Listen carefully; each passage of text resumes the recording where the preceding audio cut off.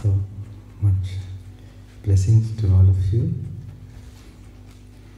I hope you all get this peace of mind.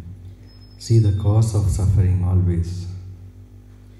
Anxiety or anything. You see, it's a universal law. Tanna pacchaya dukkham pacchati. Tanna nirodha dukkham pacchati. Any worry or fear comes out of something you have seen and heard and felt from the senses. If you are not to something you never saw or felt or anything, there's no anxiety whatsoever. Normally we never sort of wish for something which there's no any, like for emptiness. We hardly do that. We always, actually wishes all stop when you really enjoy emptiness. So anyway, this is like a Dhammapada for me, or my own reflection I'm speaking now. I'm looking at my own mind and thoughts, then only this idea coming to me. Because as I said, myself too, I don't see myself still completely perfected person, but I'm sure I'm on the way towards that. And I don't know whether I have to remind all of you that what made me to decide to come like this.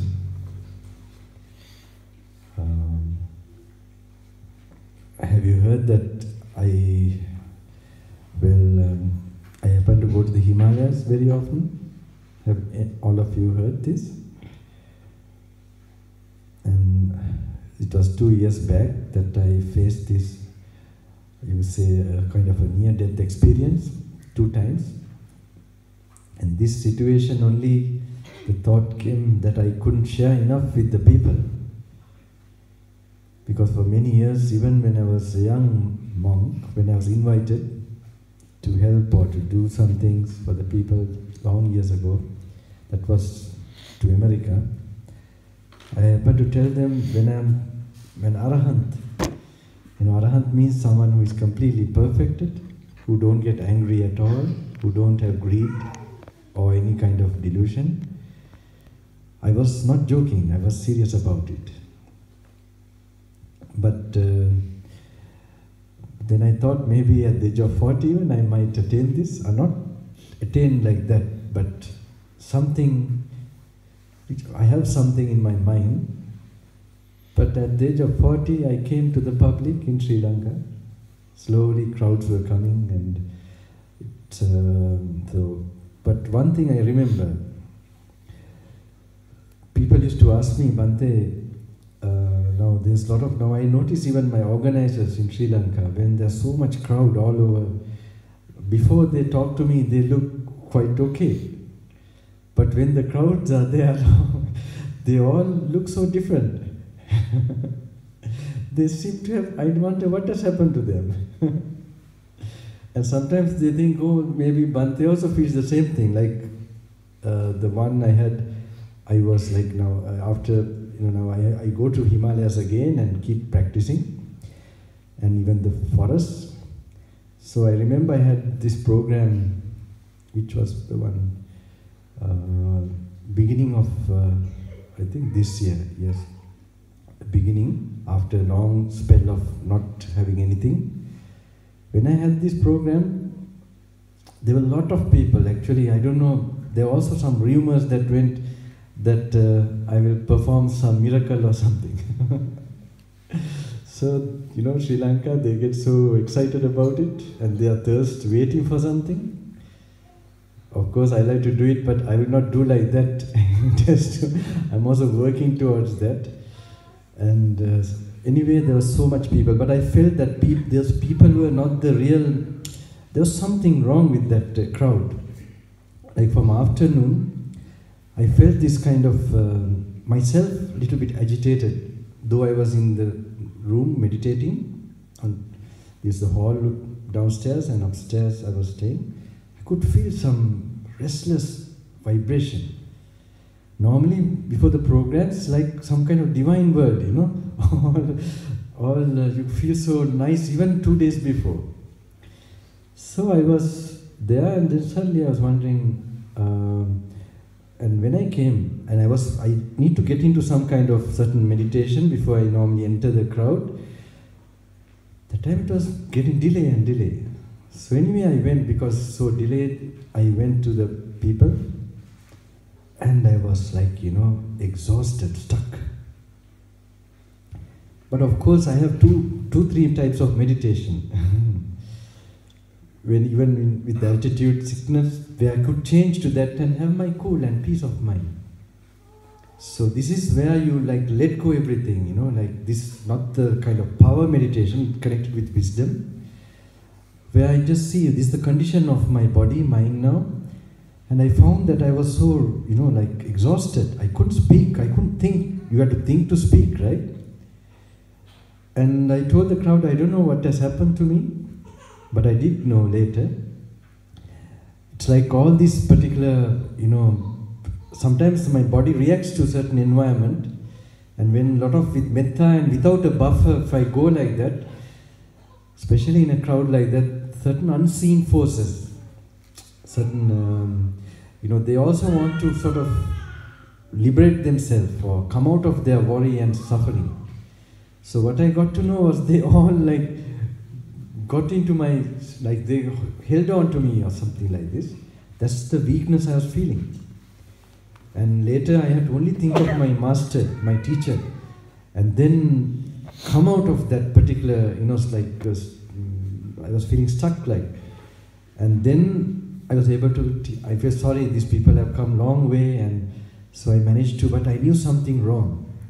So slowly I made the program not very long also, cut short, and I went, and then I realized, you know, it was like after the night, I was taken like from my certain guides who were helping me, and I realized then, like I was taken to some godly world that particular night, just cleared, then I knew what has happened to me.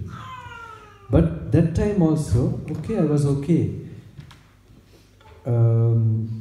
Normally, I mean even that time, okay, that the crowd, my organizers, some of them, they were telling, Bhante, maybe because of so much crowd you were feeling like that. I said, no, I don't feel like that now. Maybe when I was a young boy. Now, one thing I saw that when I used to go to these particular gatherings, I used to feel, even the gathering goes into that stage, I realized there are like thousands of people, but they are like in silence. Like you're in a jungle. So and sometimes who comes behind me, they get the same feeling. Now we had the next program, which was really nice, where they are now making the monastery, but I'm sure I will only do programs or some training, but I always thought I'll be same like this, without a monastery. So I handed over to the trust to look after that. And when we were going, there was some arch, where when we returned back, I asked who normally goes behind me, did you notice that arch? They were telling they had done something to that particular building. He said, Bhante, it's a funny thing, when I was going with you, I was not noticing anything. So I knew he has got into my same consciousness. Like you don't feel anything around you. And you're in a kind of, that inner world is something more like that, my friend. So this is something I'm sure I hope now also I can transmit some of it, where you will open up that part of the brain, which normally comes out of meditation for a long period. And then the world outside you, the difficulties, troubles you get from the world, the world will be there, but you'll begin not to feel it, slowly, slowly. So this is something we are to get from our, ancient wisdom, from our parts of the world. Of course, we have all these pujas and all that, but we are not tasting the real essence of the Master.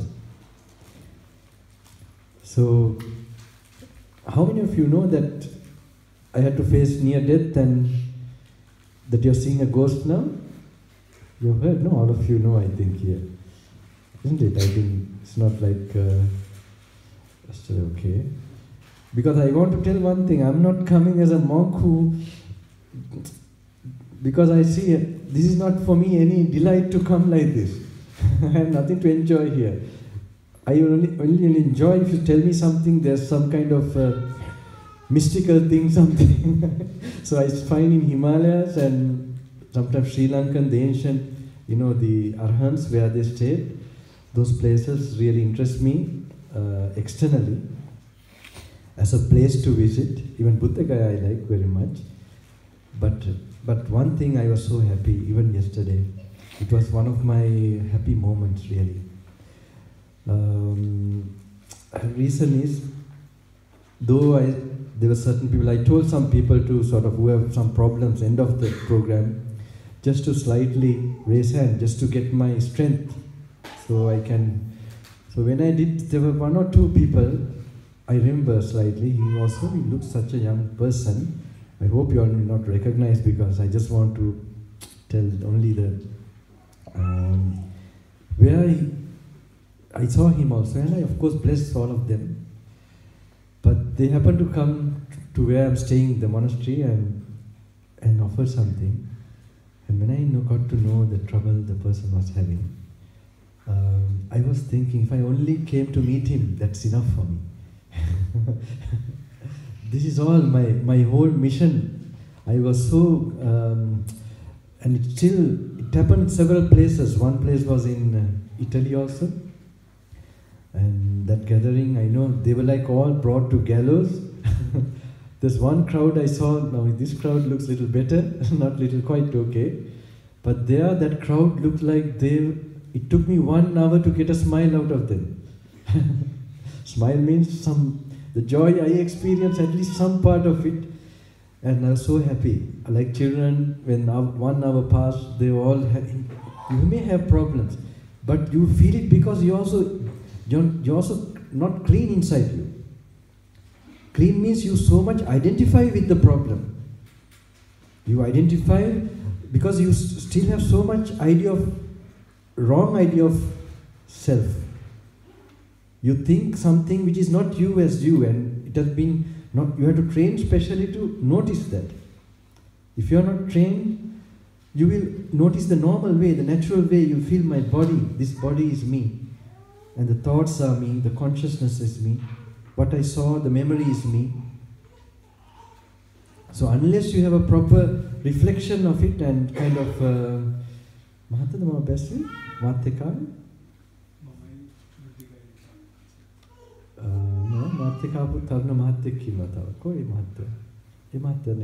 who was seated next to you? Okay. Yeah, because in this trip also I'm meeting very interesting people, you know. Very interesting people I'm meeting all the way. I can see this is like kind of a opening of a cosmic mission. And surely I'm meeting the family from the cosmic family in a certain way. Yeah, I could hear some people also. I was in one Imperial Hotel. I think we had a program there. Yeah, he was. So I stayed 1 or 2 days, and when I was leaving, I happened to bring the stuff there because I wanted to, because he's my friend or devotee who is who is owning the hotel. So I thought maybe I can be there like my place a bit. So there was some, I don't know, from Poland or somewhere, there's people who are working there. And I was so happy that something in their lives, like yesterday, I'm thinking, then I was thinking, if I didn't come, this would not happen. So if I waited until I become a perfect Arahant, I'll be sort of depriving so many people certain, the next step they have to go. So that was I can see already on my trip, that there was this purpose for it, there's a purpose for it, and my main other idea was just to create a kind of just to touch those places, those land, and that's why Italy also I was concerned to go, and it did happen on its own, they organized suddenly. So I can sort of implant this energy, and I'm sure it will create whatever I can do for this particular, creating an unseen sort of a field, so that humanity and people will get some blessings, protection from this master. The master's this thing which he had, the infinite compassion, and we are supporting his mission in a certain way. or getting aligned with that and placing our life so that we can sort of be a kind of a transmitter of this particular, if there are few beings even in this planet who are actually aligned with that purity and self-realization, complete destruction of this planet cannot take place. It can't.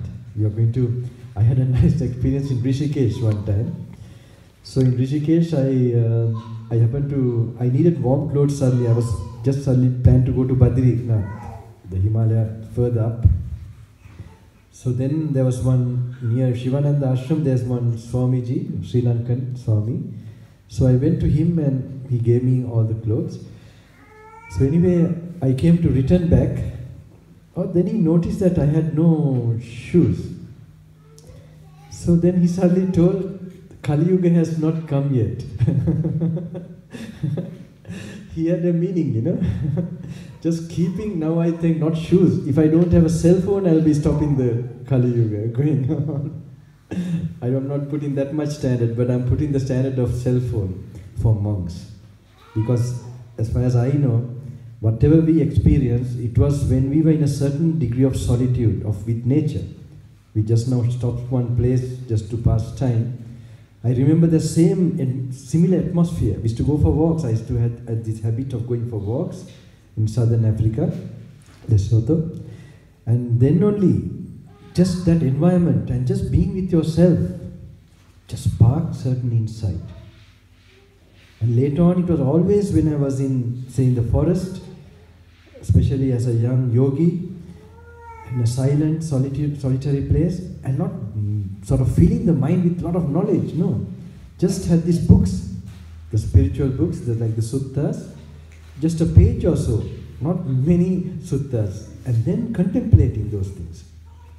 And just relaxing, not trying to attain something or something, just relaxing, reading a bit, practicing a little bit metta, and then also suddenly there were these insights which still echo in my system, which keeps me inspired.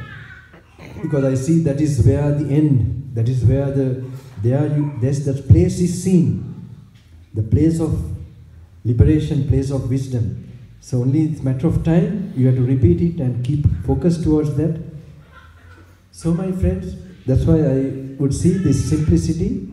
I would recommend, even if you want to read the spiritual books, don't use the laptop or whatever. Just get some romantic feeling. You have a small candlelight maybe. The ancient monks, they in the caves, they use these things to, and I can guarantee myself too, when I spent like that only, I had certain things.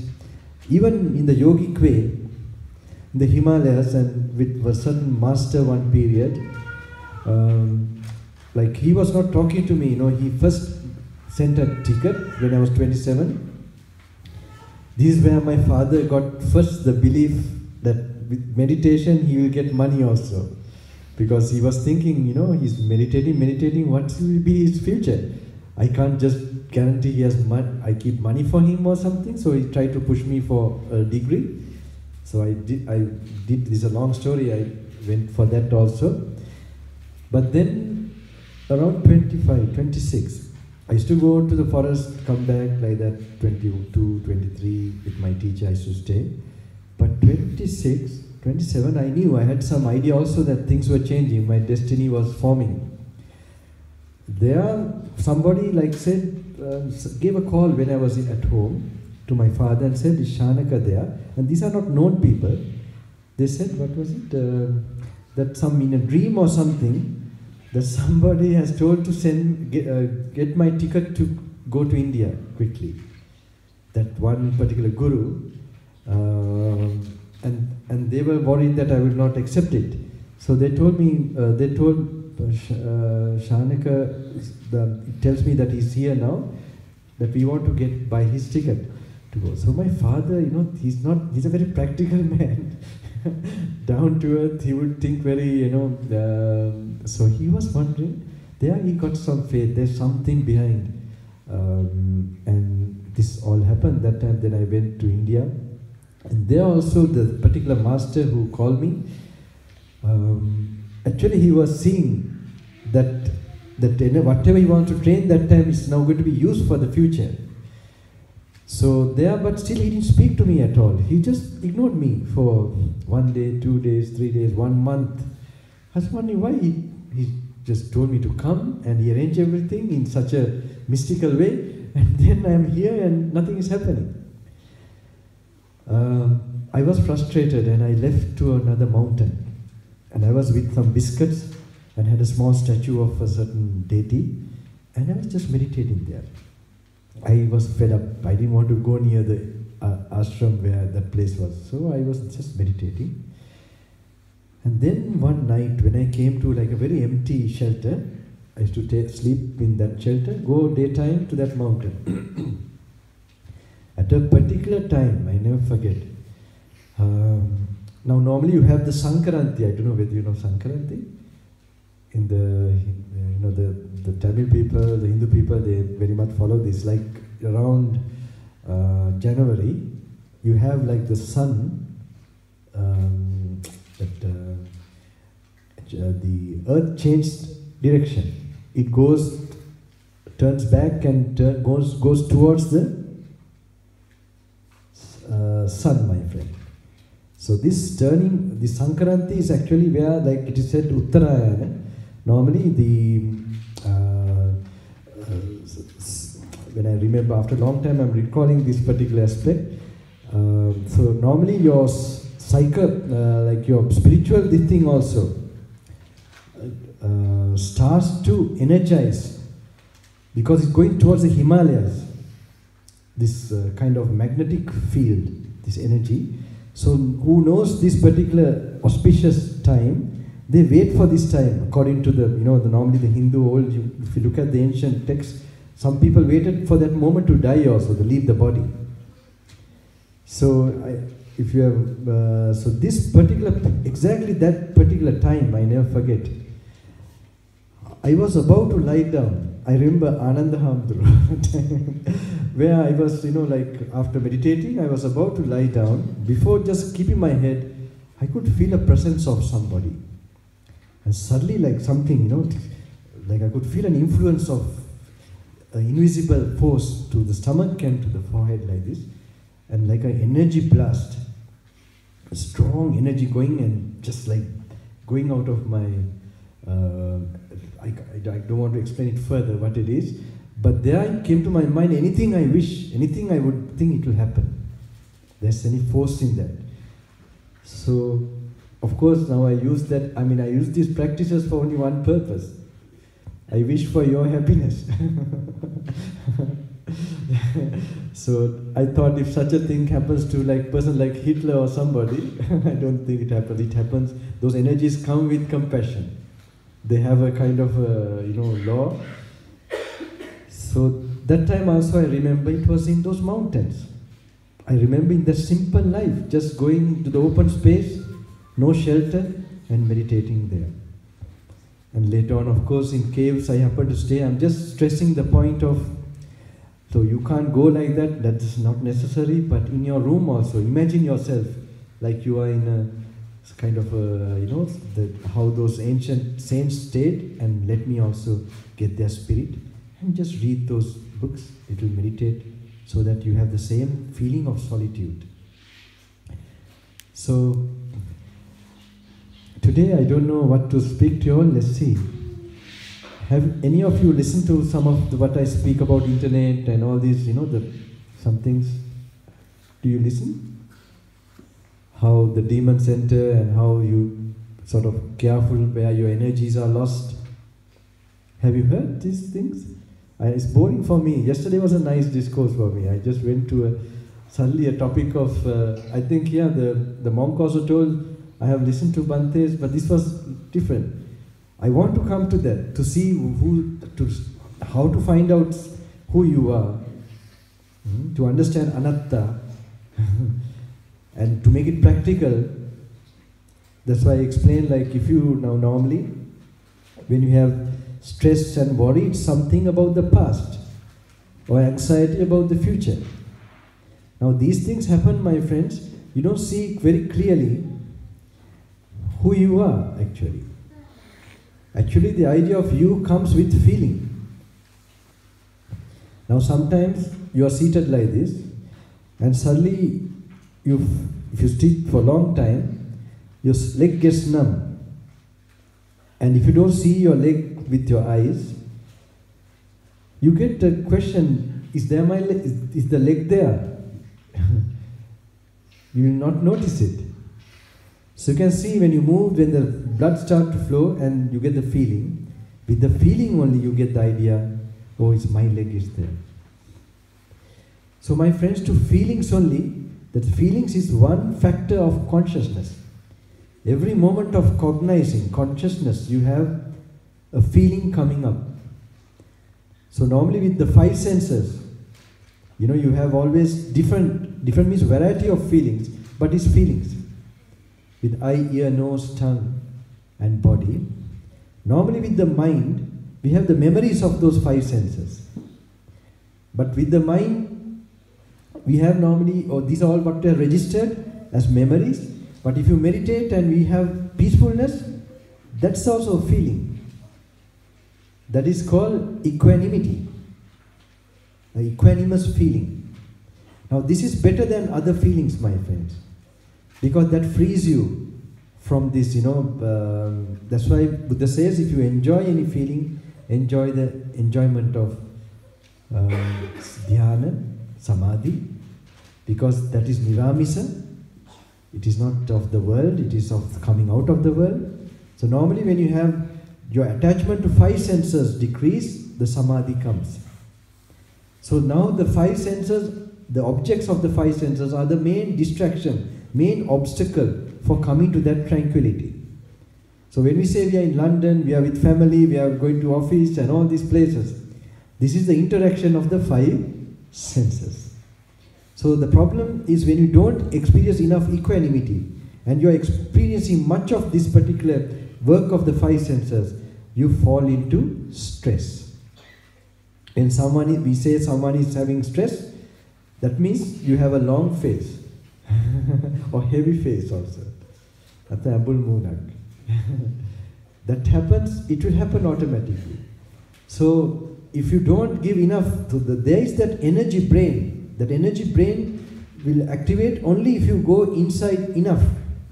If you are in a very superficial level of your awareness, in an external way, you'll be slowly draining energy. You only know by sleep and food too. And the other thing is the misunderstanding. Because you think when some things happen, that is you. Now for example, you just brought me all the way. All that memory, whatever you saw, whatever you heard and felt, is no more. But you can go back to that. What was that experience? It was some experience through the eyes, ears, where you saw something, a picture, a form. Now this seeing, my friends, or hearing, it is a moment of consciousness. Now I see consciousness like, you have a theater, the plain screen, and then you have a picture coming into that screen with the, the projector and all that. Now you see the pictures are created, the screen is there. Now the sensual world, you have so many pictures of colors and forms and things like that. And now these things, we know it is constantly changing. We never found any experience which did not change, my friends. So even that experience, now when I was walking, if you remember any moment in the hall that you were seeing or hearing, you can even now go back to that and remember that. And slowly think what happened to that. Now to do that, my friends, you need a certain distancing from your mind. If the mind is very weak, you can't do these exercises. So that's why normally I never talk about this very much. I go to the preliminaries again and again so that you will come to a point of actually ability to practice this. So you need a certain degree of tranquility to experience this. And this exercise makes you notice slowly. That time I thought this was me, I was experiencing. But do you experience something as you in emptiness?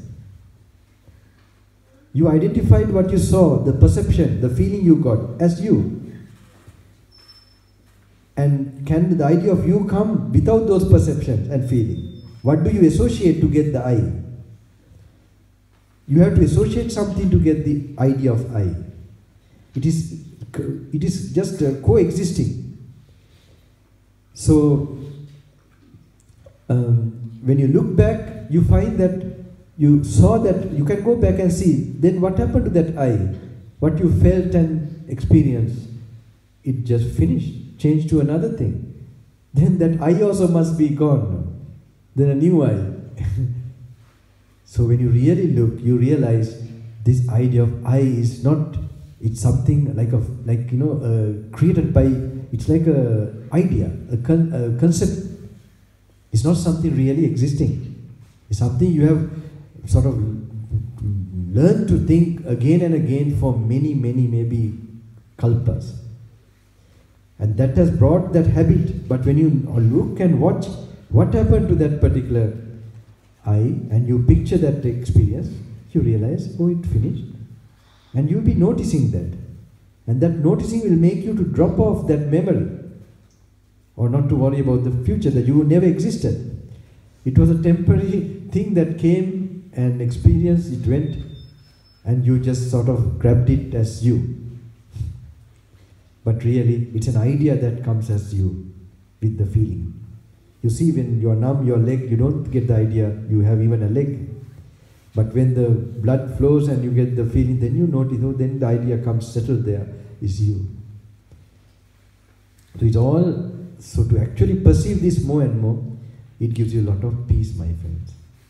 Especially if you worry about with a certain memory of the past, if you have this certain degree of distancing, it's like those screen, the screen is there, and you see all the pictures that has formed into that, and you realize that it was only these pictures that came temporary. And the screen is like the peace of mind which is observing these things. The mind as it is, pure it is, where the five sense objects comes and reflects on it and creates a certain drama. When you happen to see this, my friends, you see the working of consciousness in the sensual world. You begin to see the sensual world as something not very real.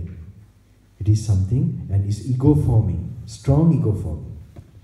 But to tell you honestly, even the screen creates ego. The screen is also the mental peace, and being an observer, my friends, how subtle it may be, it is that equanimous feeling is the subtlest idea of wherever there's feeling, even the subtlest feeling you will get the subtlest feeling of I. So normally yogis, they get stuck with this. That's where Buddha comes to be. He tells you not to go into a feeling. He makes sure you understand the entire nature of any kind of feelings, even that peaceful feelings, state of consciousness, as something conditioned. You need to have a stand. You have to have that equanimity. What is the stand? What is that kind of paper, wallpaper, I don't know, the screen is made out of cloth, no? Certain cloth. What is that material finally?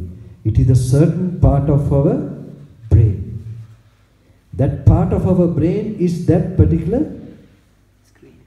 Now that part is a very fine part of our brain. When you are meditating, that part is used, my friends. So that's why if that part is damaged, you can't get samadhi. You understand? So there the Buddha explains how that is also conditioned, that peace of mind is also conditioned by the subtle, that subtle experience of consciousness is supported by a subtle support of material base. Now this was a really revolutionary. That's why he told his idea of impermanence is not just impermanence of material things, it's also impermanence of spiritual things also. Even the idea of mental peace and bliss, he saw this as impermanent. Even if you die like that, you go to dimensions or areas, especially the Brahma Loka, which long periods that you will stay, years and years. That's what he shows how the idea of eternity comes because of the long period. And when you begin to see it like this, you see the impermanence of any experience, even peacefulness. And that realization of impermanence is the universality of the sankharas, samskaras, the impermanence of all kinds of experience. Sabbe sankhara anicchati yadha panyaya passati atani bindati dukkhe esa maggo visuddhi. When you see this with intuitive wisdom, you will turn away from every experience, from the lowest to the highest. And that's the time when you turn away from all experience, you will be left with what is all beyond experience, of no experiencing of anything. When there's nothing to experience, there's no rising, there's nothing to pass away. Now, my friends, I think after a long time I talk about this subject. This is my, actually, the ultimate thing I would like to share. But the problem is, to make it a personal experience, there are certain steps we have to follow. Certain tranquility, certain purity level is necessary for this to really be a personal experience. Now, if it doesn't become a personal experience, your nature will not be changed. In office with your wife, or at home with your husband, or in the working place, or when you're stuck with a traffic jam, or someone breaks the rules, you will get angry, my friend. So this reaction, you can't just act like you're not reacting. That inner defilements, the inner disease will be there. If you are a realized person, it's just not knowledge that how far I can explain this or tell this.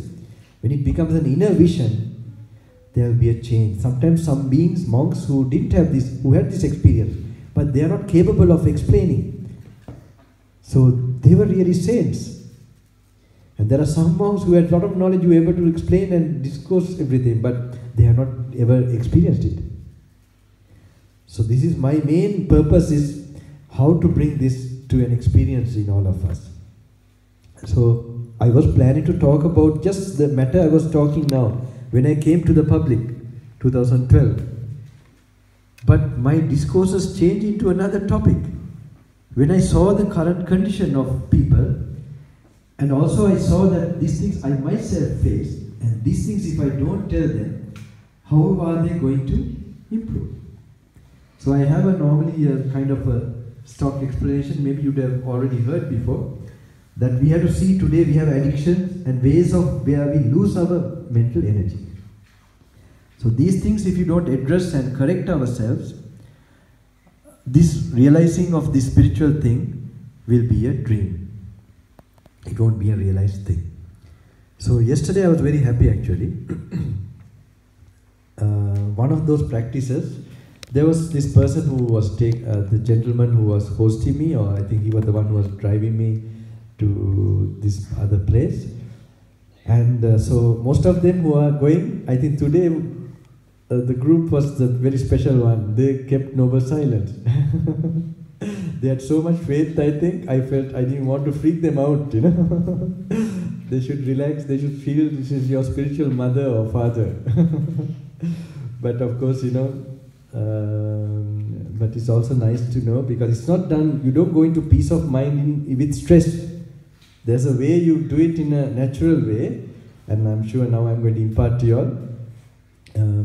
So there in the vehicle, he was trying to, many of them, even the previous one I remember, they were like thinking now to like, I'm going to be lost very soon, and they want to know everything immediately. So they are frightened also to disturb me, and they are anxious to know everything. So what happened, in this kind of situation, so once he asked Bhante, is it okay if I talk to you, Bhante? I said, of course, if anyone asked me that, I said okay. I'm not a strict parent. So anyway, I said, it's okay, Bhante, I told. But if there's a limit where I can't speak, like if he asks some very intricate doctoral matters, I can't talk like some kind of casual discourse. Buddha has told us that there should be a proper, the person must be really coming to search for it, and then you give it out. So he came to one only like that. Then I said, Matthew, I can't explain to you here like this. Maybe because Buddha has told like this, I can't do it. But other things I can little bit tell you. So he was going to ask this and that a bit, but he was not too much filled with knowledge. I noticed that also. That's also very helpful. So immediately I just thought I must teach him something small. I just told him, you must, he said, how to practice this, how to practice. I said, first you must feel the seat you're driving. So, and how you're holding the steering wheel, what you're touching.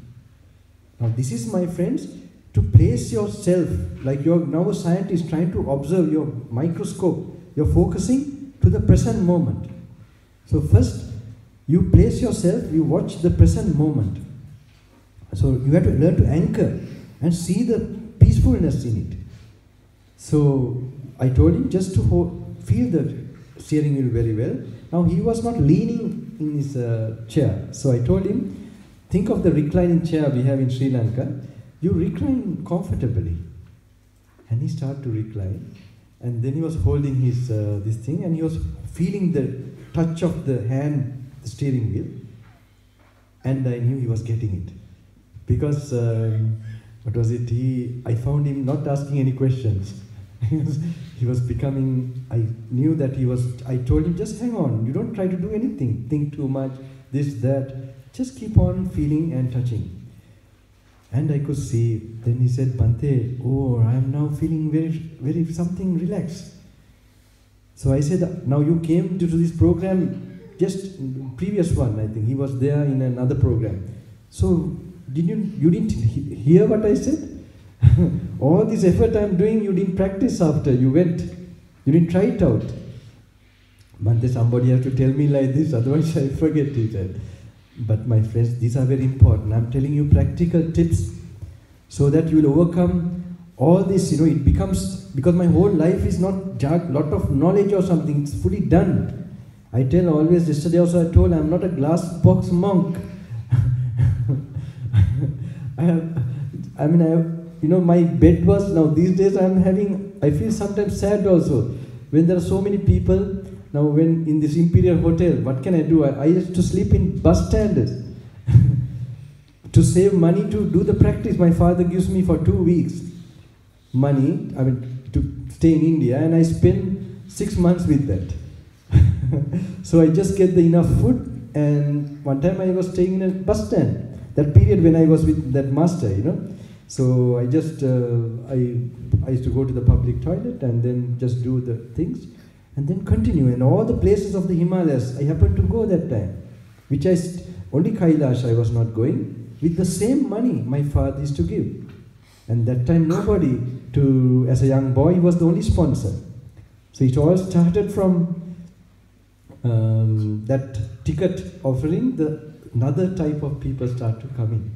So where my father was, then he realized there is something looking after him. And so my friends, so these practices, it has to be done. For any of these practices, I never went back. I made sure they are done. So this is something very important. It becomes a personal. That's why I say now this trip also, the people I meet, there has to be there will be some change in your system towards liberation. It's not going to be another discourse you're going to hear. I hope it will give you a U-turn in your life. And if it doesn't do like that, then there's something wrong with my, my purity. Because I remember some people asked me in Sri Lanka, Bhante, in Sri Lanka there's so many people discoursing, but nobody's changing. So I had no answer that time. Later I got to know the answer. Because who are teaching, who are preaching, they are not pure themselves. If you are pure, if you realize some certain things, then there will be a mystical force going. So even if you want to change your husband, your wife, or your children, That is the most effective way, my friends. It's not by any other way. Even if you have a special worry about your children, now if you want to, that worry is a special attachment. That is still a defilement. If you're really wise and you know the Dhamma, you will separate from that worry.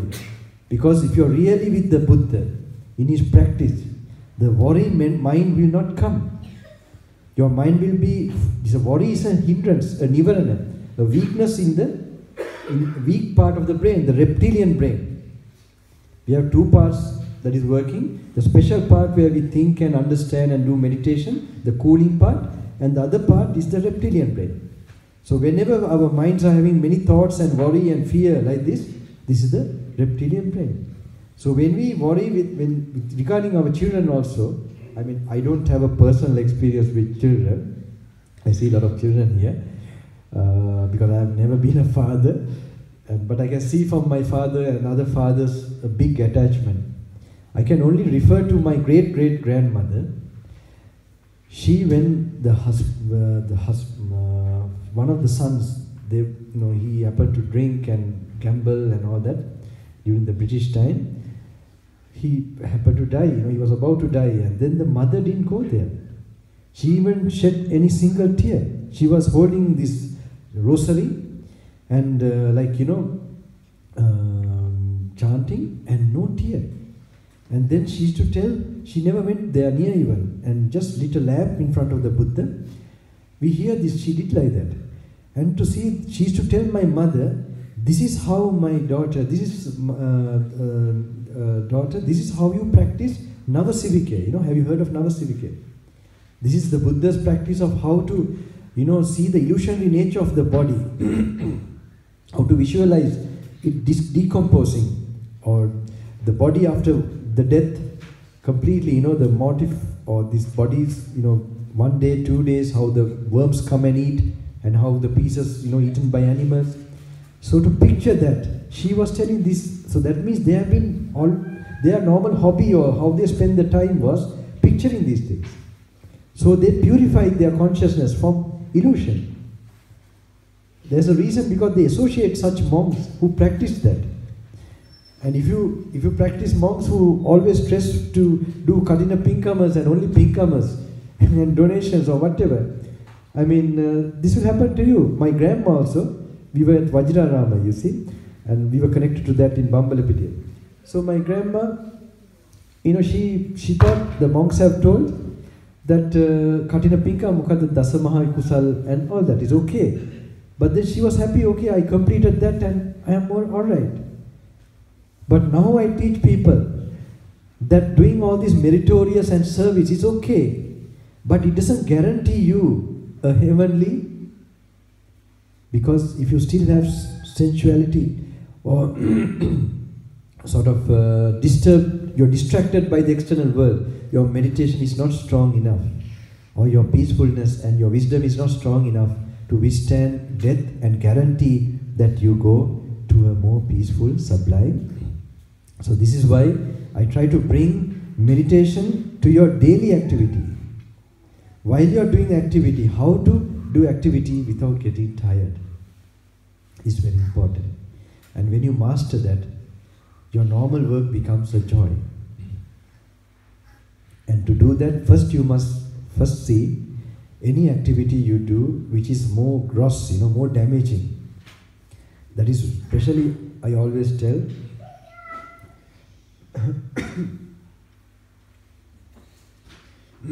my body is also slowly giving away, I think. Program after program. It's okay.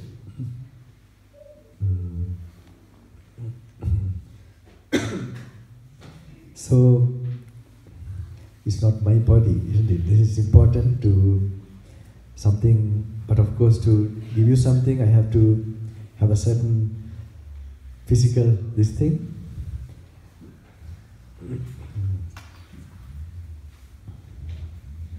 So the important thing, my friend, the reason that you are not having this insight as a personal experience, no need, my friends, no need, about it. It's okay. Now don't tell that I read your mind or something, okay? It's okay.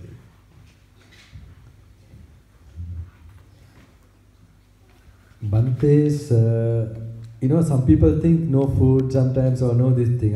And whether he did something with greed. I mean, these are, if you can't read the mind of somebody, you can at least see the words and the physical expression. These are the only, now actually Buddha says how to look at even a master, how to check whether whether someone to be followed. Because we can't waste our time. If that person also have not got something out of his practice, what to expect us? So it is only some kind of research thing they are doing, and they are sharing the knowledge. It's not something they have actually made it part of them. So with my teacher, one time I saw him, yawning. One time I remember, it was not a big, like this, like this. Night and day I spent with him.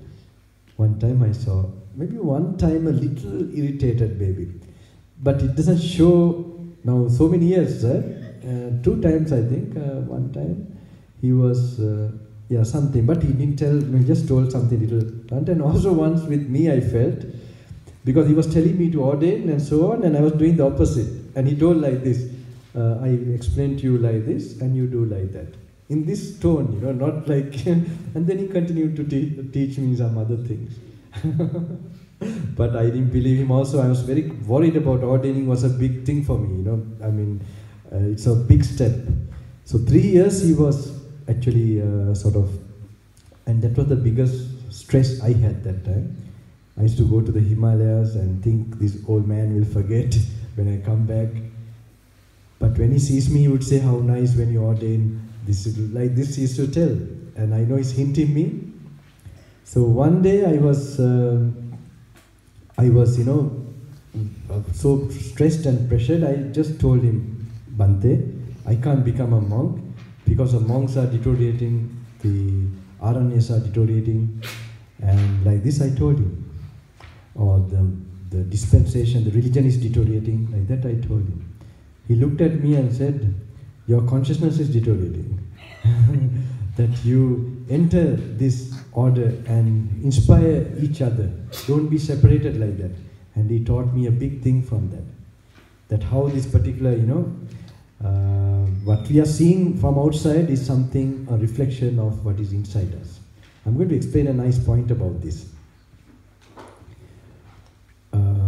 I had a very interesting, because now after that I never blame anything outside. I know it's all coming out of me.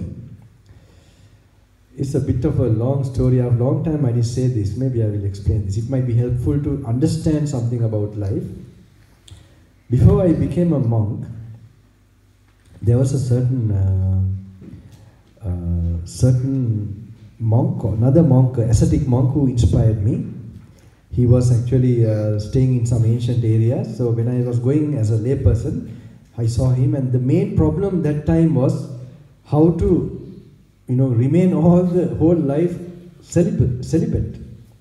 So I had my personal problems, issues, because we come from this modern period, which even in South Africa or Lesotho, though there was no particular, I was protective one way, but there are certain ways that I also had. Now I'm going to explain these things also in current days.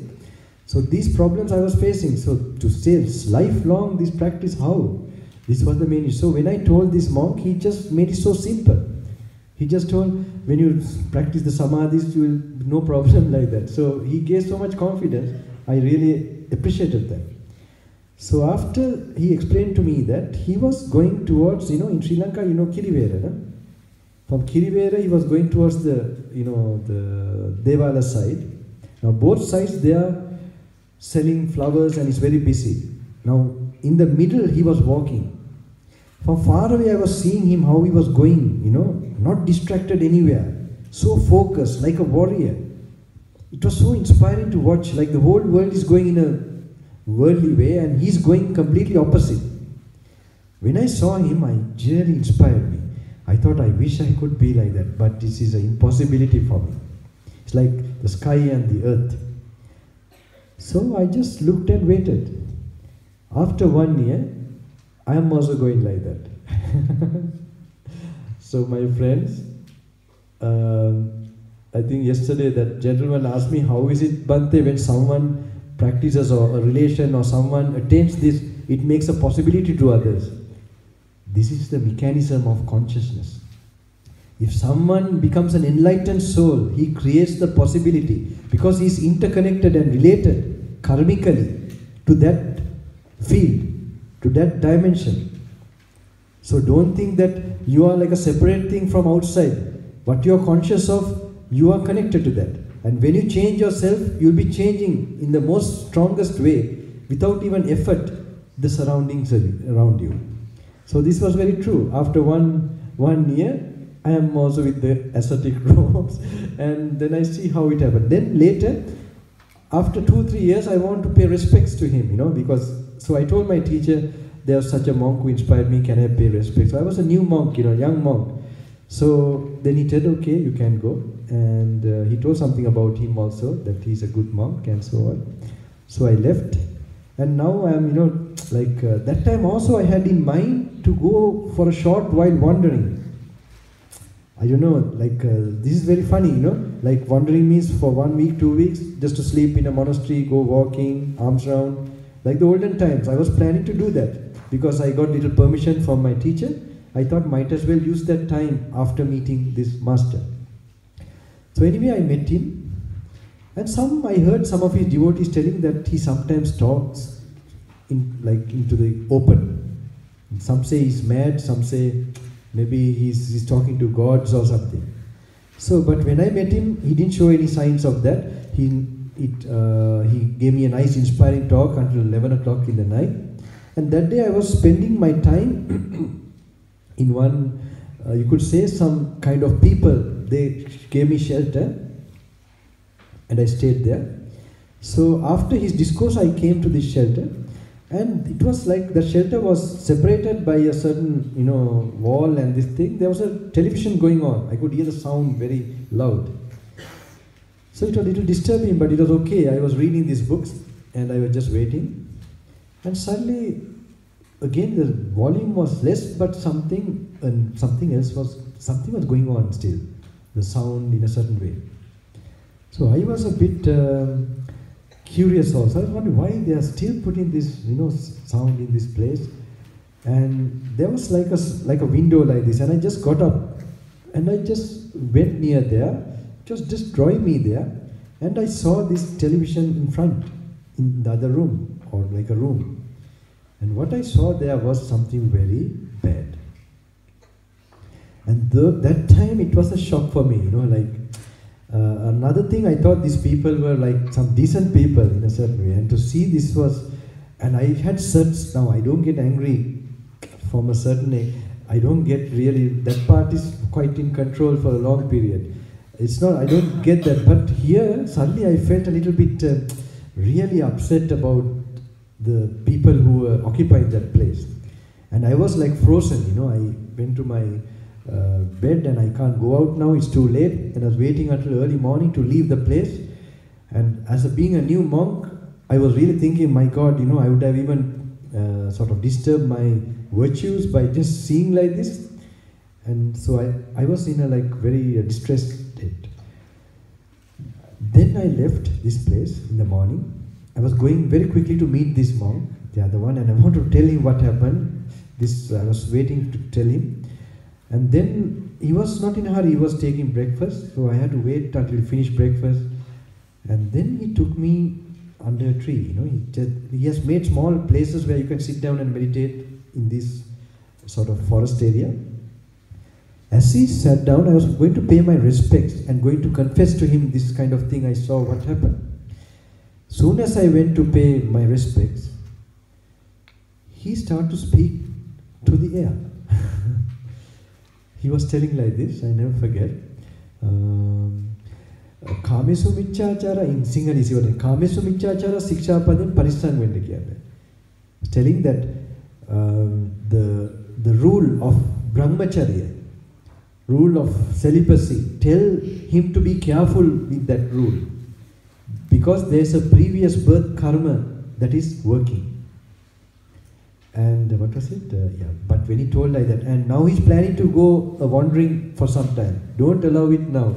He's doing it out of previous habit. These are the words he told like this, in Sinhalese of course, right? But I immediately saw the picture that I am to be careful of mistake done in a sensual aspect. So now I saw why I saw this. This is the potential of me. You understand? So because this consciousness is created by the samskaras, vasanas, sanskara paccaya vijnana. Buddha says sankara, samskara is Sanskrit word, is the cause of consciousness. So how you reacted in the past, that creates the field of experience through consciousness. So, and that was very enlightening to me. Same like my teacher told, your consciousness is deteriorating. And my friends, that all the anger or any irritation I had to that people, all left away. I saw it's my self-creation. So that helped me many times to notice how this is coming from outside. Now I will give you a small exercise also to see something. Normally, more you are not noticing the defilements in you. Today I am going to some separate, different types of topics, not of a normal discourse. Even from tomorrow, just from yesterday, it's like a new birth for me, I think. Because I thought, I don't know why, maybe you all are now, because I was always teaching the kindergarten thing constantly. I was not touching because I will touch that also to the end, okay? The consciousness, now say for example, you go to a crowd, say you go to a gathering, and you notice some people, they're having ego, or, like they look so much greedy, or, like full of jealousy. If you notice something in the outside, some people, in your relations or working place, you go to a quiet place and note down what you notice. Just note down this one, jealousy, this jealousy, like that, whatever negative things, you write down. And quietly reflect, honestly, in the past, did you ever have these emotions? If you're really honest, you will really notice that these emotions took place with certain people. When you saw somebody, you felt the jealous feeling. So if that person is a friend of you, give a call to that person immediately. And ask the person to remember the time you met and when that thing happened. You ask her, can you remember we met in the restaurant? There, when you were talking about this subject, how did you feel about me? If that person takes time to answer you, then you can know. If it takes time for him or her to answer you, that means she is noticing the negative vibes that was going from you. Okay? But this exercise is not a small thing. When you are because these defilements, they are the demons in your consciousness. They get strengthened in darkness. Darkness is when you don't notice it. It loses its force. It wants to stay in darkness, and then it starts to dissolve. More you can notice like that, how it's reflecting the world you're experiencing with what is inside you. This is an interesting topic, right? How when you watch like that, you'll find another miracle happens. Because you're purifying your consciousness, you'll find that mystic force will start to work. It will start to purify those very people also, out of that. I have tried this. It's very interesting. I had many challenges in Buddha Gaya. Now some of the people, I'm meeting them, I think they have come from Scotland, far away. They met me, I think now in 2011, I think, no? 2011 or 10, I can't remember much. So after that also I had more, of course the latest was this 2014-15, where I had to face near death and some other experiences of complete worst experience, I would say. But it won't be worst. If you name it worst, only it becomes worst. If you learn to see it as just a happening, I have explained how, I don't know whether you have ever heard that how I overcome that situation, not to misunderstand it. This was in 2015, where I faced altitude sickness, and I don't know how I managed to survive there. Then after that, this almost like my robes were distrobed. I was distrobed completely. Like that demon, I realized that time the demon directly attacked.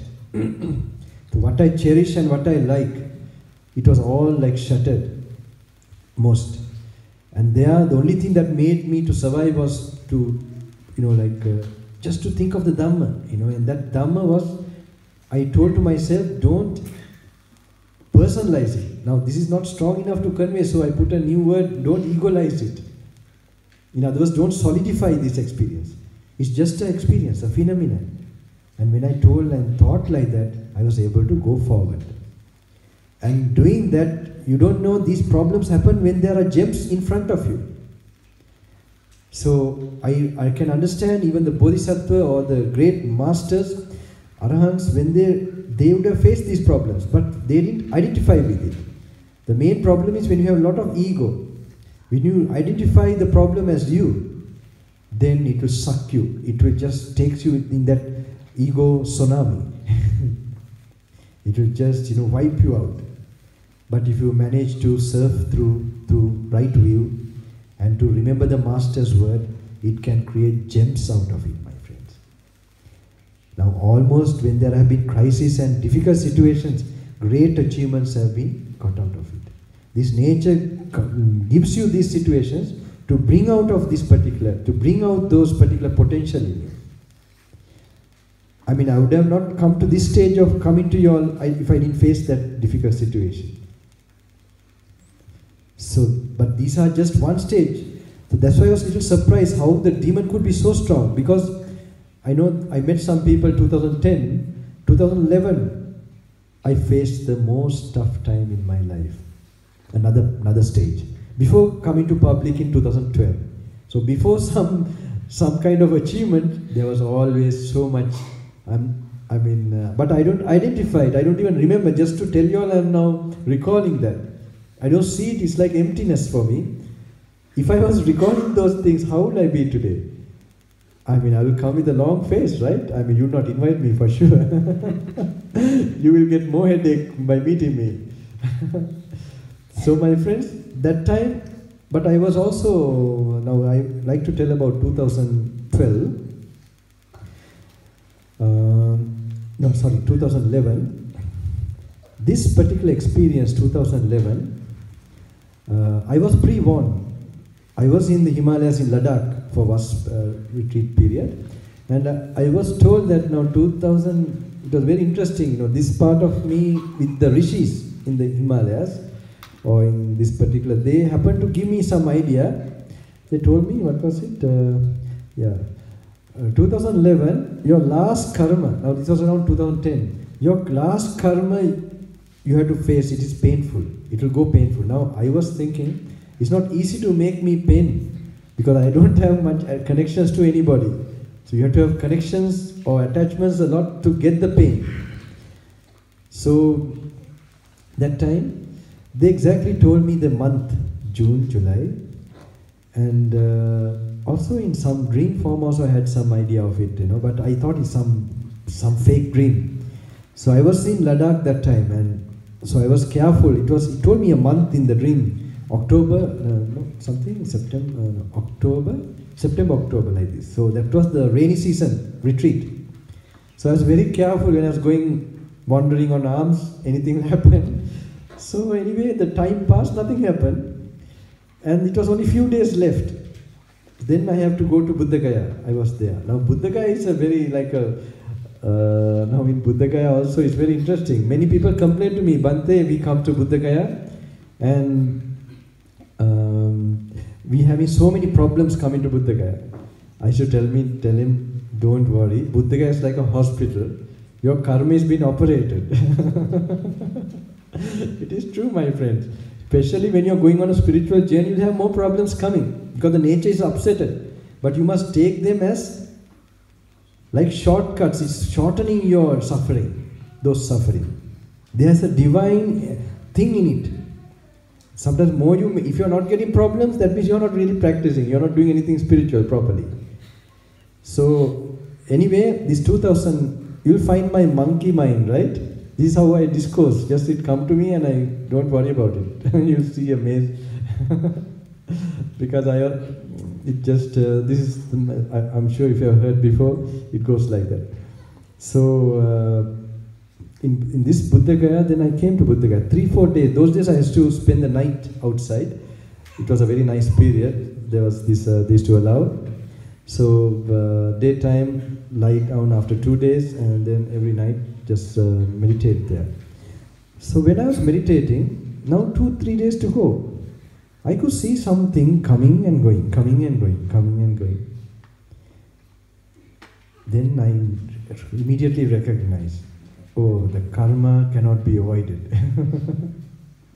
Even if you go to under the sea, Buddha says, even if you go to the moon, the karma you have done, you have to. And then it started, I recognized the thing happening. How these people came and then they, slowly, something, offering something. And then it came around now June, close to June, July in 2011. They came to ask a certain help and a certain situation came because it used my compassion for that karma to take place. So I couldn't avoid helping because they were in trouble and they asked help from me. And then I knew now I'm falling into a big problem. And I can't avoid, I can't go into it. But I waited for the last moment. And I also understood in Himalayas, if I stayed there, this will not happen. It doesn't mean it does not happen, it's going to be postponed. When I got to know, I immediately came to Buddha Gaya, and then this started slowly happening. I don't want to tell what it is, but my parents don't like me telling this story to anyone because they want to keep me like, but I like to exchange, it might help you in some form. So that time, 2011, June, July, the critical moment came. And when I knew the last moment that I had to do, then I suddenly went into it and I went to do the help. But soon as I started to help, the whole thing turned the other way after a few days. Like there's someone wanting to make the visa actually, so I had some contacts to do that. And I was having my guide and myself, and we were in a train, somewhere, I never forget the station, Hitasi station. Suddenly, to my guide, a phone call comes from Sri Lanka, from my father. And so he puts the speaker in, and so it was like a big emergency. And to see they have completely misunderstood something. And they were seeing me like, I could never expect that I would get a reaction from them like this. And they sort of told something completely, now the guide knows what is going on. So they were telling me to leave all that and go from there. If I leave, some people will be in trouble. So what? I took a decision at that time. It was like either to help the person and disturb my father and mother, who my father and mother are wrong, and take their side and disturb these people. So it's like water and fire, which side to jump? If you get this option, which side will you jump? Water or fire? My friends? It's very obvious, right? Which one you choose? Sorry? I don't hear, sorry. Water. Yeah, definitely. So I also took. Now if I put emotions into this, I would not get the right answer. How did I see? I had a sort of a computer, spiritual computer in my brain, which got the answer immediately. My guide was confused. But the answer came to me quickly. And I just took the right decision to minimize the accident. Now, my father, this influence, this situation comes how? How did it come? Out of karma. Okay? I have created this situation to come to me. And, the other thing I must tell, when they told me this was like also death for me. And in that train, I never forget, immediately I went to the meditation of seeing this idea of father, mother, this is also a perception. This is not a real thing. So these things, Buddha teaches you that they are just actually, and they can be unreliable. Only thing then I thought is not unreliable is the Buddha's teaching. This is all can change. People, because when your karma changes, they are formed from karma, and that I was happy to have peace. Otherwise I would have scolded them. That is new karma. I would have said, well, what is wrong? You don't understand me, or something. I would have got angry. But it didn't happen. But I did have a slight hurt feeling, I must tell honestly. This also would have not come if I was a complete enlightened person. I would know this, but I did have. I was thinking, what happened to me? Why these people? Something thought came, but now I realized this is unreliable. That consoled me and gave me peace of mind. So this part. But I took the decision, my friends. Now I know now my parents and these other connections, they're all coming out of karma. Now, if I disturb my parents, it's also some karma I'm going to create now. If I disturb the people who are helping and who need the help now, it will also cause some karma. Which karma will be more? Disturbing the parents or disturbing the persons? Which karma is more? Yeah, parents. So where did I take the side?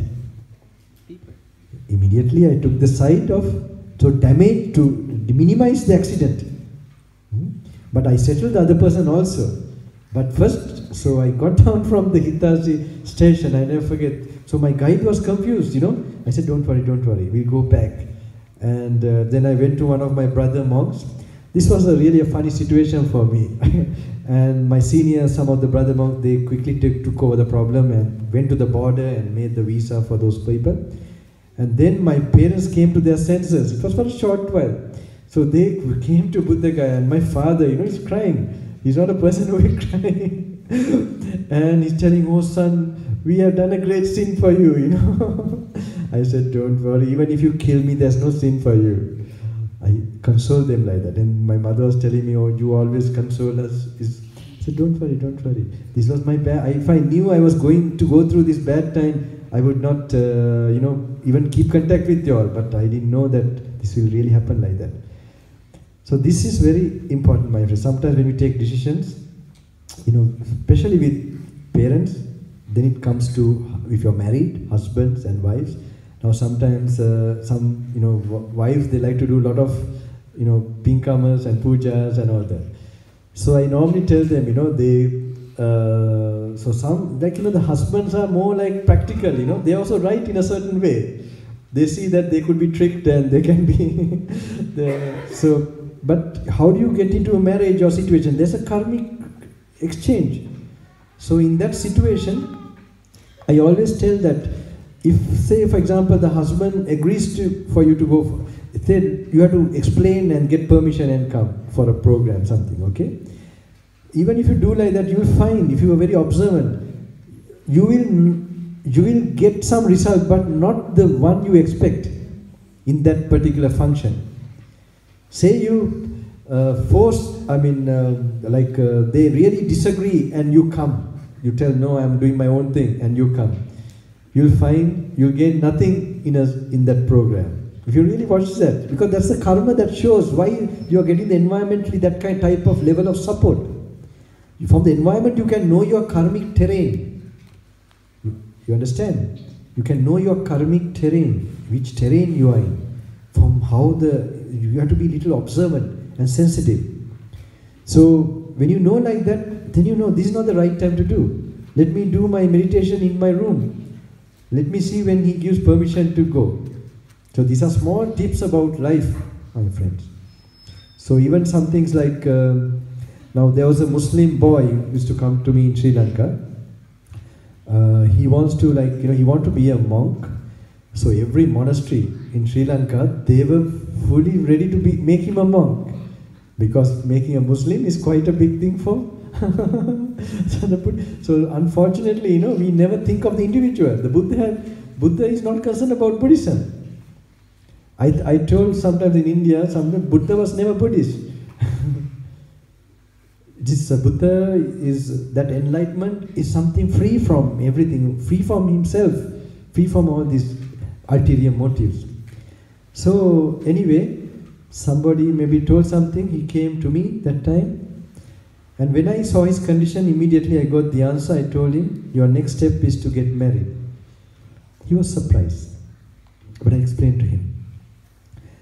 A lot of my answers like this, you'll be surprised. Some people ask me how to develop meditation. I tell, pay your loans. Worship your mother and come. And then these are my answers for, how to develop meditation and all that, or mindfulness. If you can't have that mindfulness, how can you have other mindfulness? This is common sense. So anyway, this gentleman, very interesting situation in him.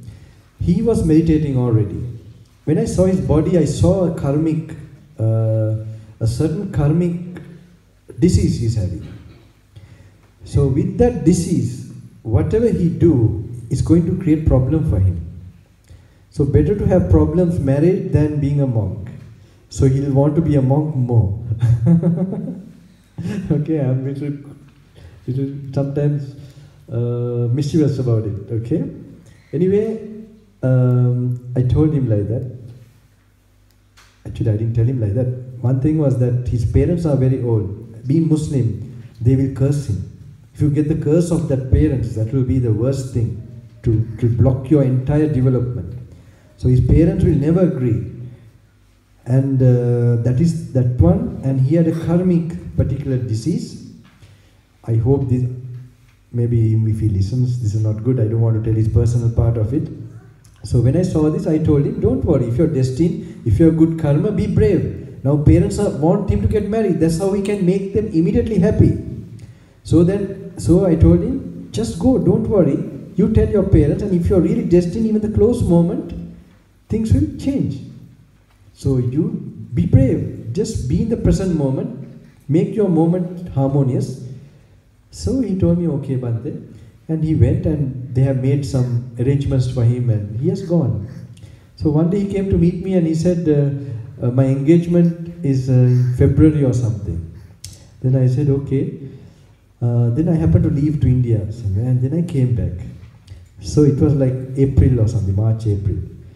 Then he came to me and I said, what happened? He said, yes, Bhante, as you said, they made this engagement and they came together, and then on its own they separate. It just went away. So I am now continue to meditate, no problems. This is very important. So otherwise you think about being a monk. Even if you became a monk, all these memories and turmoil, disturbing so many people. But he's not doing the monk in the mind. That is not happening. This is just the external part of being a monk. So this is something you have to harmonize. In Tasara, you have to be wise too, because today we know a lot about life, my friends. Life means living, about life zero. Just now, even something's about to notice that something's happened according to karma, we don't notice. We feel so much that there's free will. There's certain part free will, there's certain part. Now, for example, 3 years back, I was in this place in Rishikesh, in one area. There I met some like a holy person. He suddenly told me, Swamiji, they call me there like Swamiji, when you're 45 years, you'll have no time even to come to this area. And now I can see my friend. For me to be so busy, I can't imagine, tell you honestly. I'm happily being busy. I'm not sort of this thing, but and I'm having peace in that busyness. Because it is the exact thing I should be doing. Now even if the Buddha comes and tells me don't do it, I'm not going to stop it. Because main thing was when I faced the moment of death, you all don't know about that, no? When I got at the altitude, this thing, the first, I prepared myself to die, like watching the body, but before that, one thought came, that I couldn't share enough with the people. Because I was trying to perfect myself for so long, and then only I realized that then I thought, can't help it, now too late. This was like in a desert in the Himalayas, Manasarovar Lake. Have you seen that one clip is there now? They have put this last time they videoed the guy 2 times. They videoed this was the last year, no, this year one. This was the first time because no one knows. They know I'm going to Himalayas, where, which place, how it is. Now I have no idea. Now they have some idea. So there, this thought came, I couldn't share enough with the people. And then I thought, can't help it, because I don't know whether I'll make it. And then I waited, and I made it, of course. So this happened 2 times. This thought should not come. That means I have really sort of, not done a duty. So this one, first time I then told who are organizing the things, that to accept the invitations. So then it started, that was 2014 they already tried. It was in, I think, Canada or somewhere, and maybe England also started. But it didn't materialize. When I came from Himalayas, my father was in the airport. He told me, it's okay for me. I am only trying to perform my, I'm going according to what I should be doing for my life at that time. So then 2015, 15 or so, something they tried, I think, and then 17 only. 2015 I faced this, no, not 2015. Then the second time, that was the severe one. That took time to recover also. I remember when I was in Buddha Gaya, so most of my other devotees, people who, they are blindly believing, they would say, oh Bhante, you look okay, everything, you look very fine.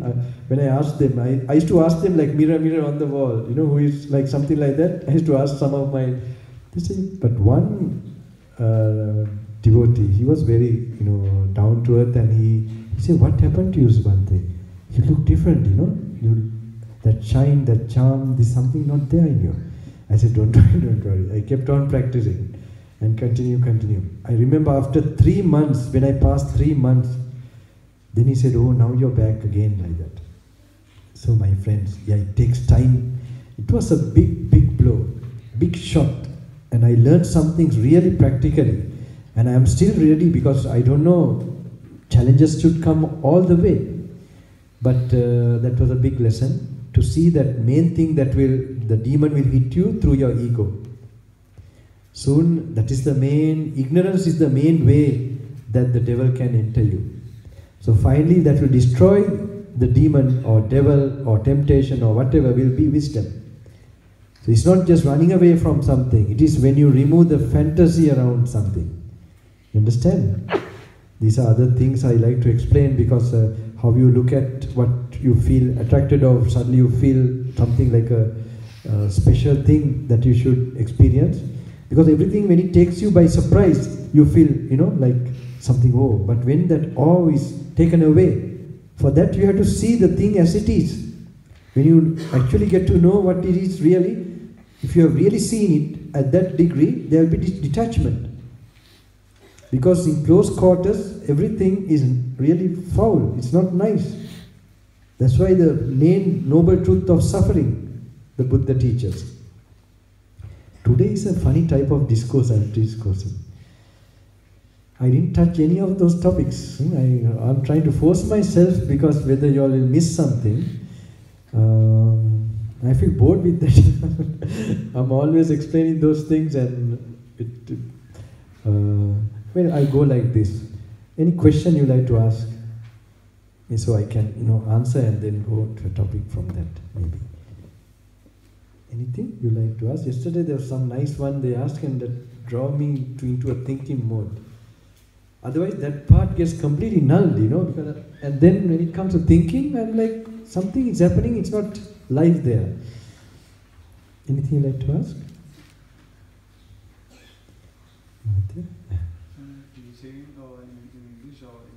Better in English, no? Or they all understand English, right? Our singer is the way I will translate to English. So,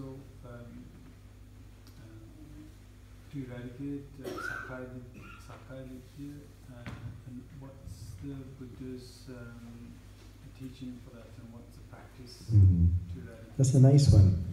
How to eradicate the I feeling, I conceit. Actually, I conceit is, now we are trying to eradicate it. It comes as an effect of a certain observation. a certain vision, certain realization. It doesn't come as like, oh, I must now eradicate it. The question will not come. It will be obvious there's no person there. For example, you take your finger, right? You touch can you touch now they are cold, right? Slowly touch, no fast. When you touch, you feel the coolness, right? You take away.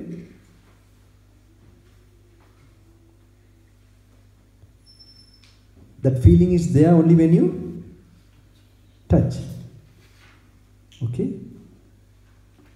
So you felt it, right? But then when you don't feel, what happens to that you? Did you question that? What happens to that you? That you disappears? Or it is somewhere hiding, waiting to come? You touch again, you think you feel. So only while the feeling is there, you get the idea of you. So when you watch really what is going on, what is happening, you notice how it happens. Now even the food, when it touches the tongue, while it's touching only, you get the consciousness. Now this is the material part, the body. When it touches, you get consciousness. This is touch consciousness, tangible objects. With the food, it is when it touches, that is material part. When it touches, you get consciousness. And it's a part of the consciousness is to recognize, feel, perceive what you feel.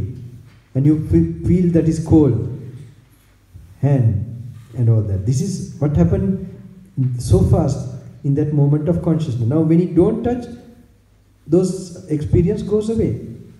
So this idea, you get an idea of, now you don't feel at all, the I feeling completely disappears.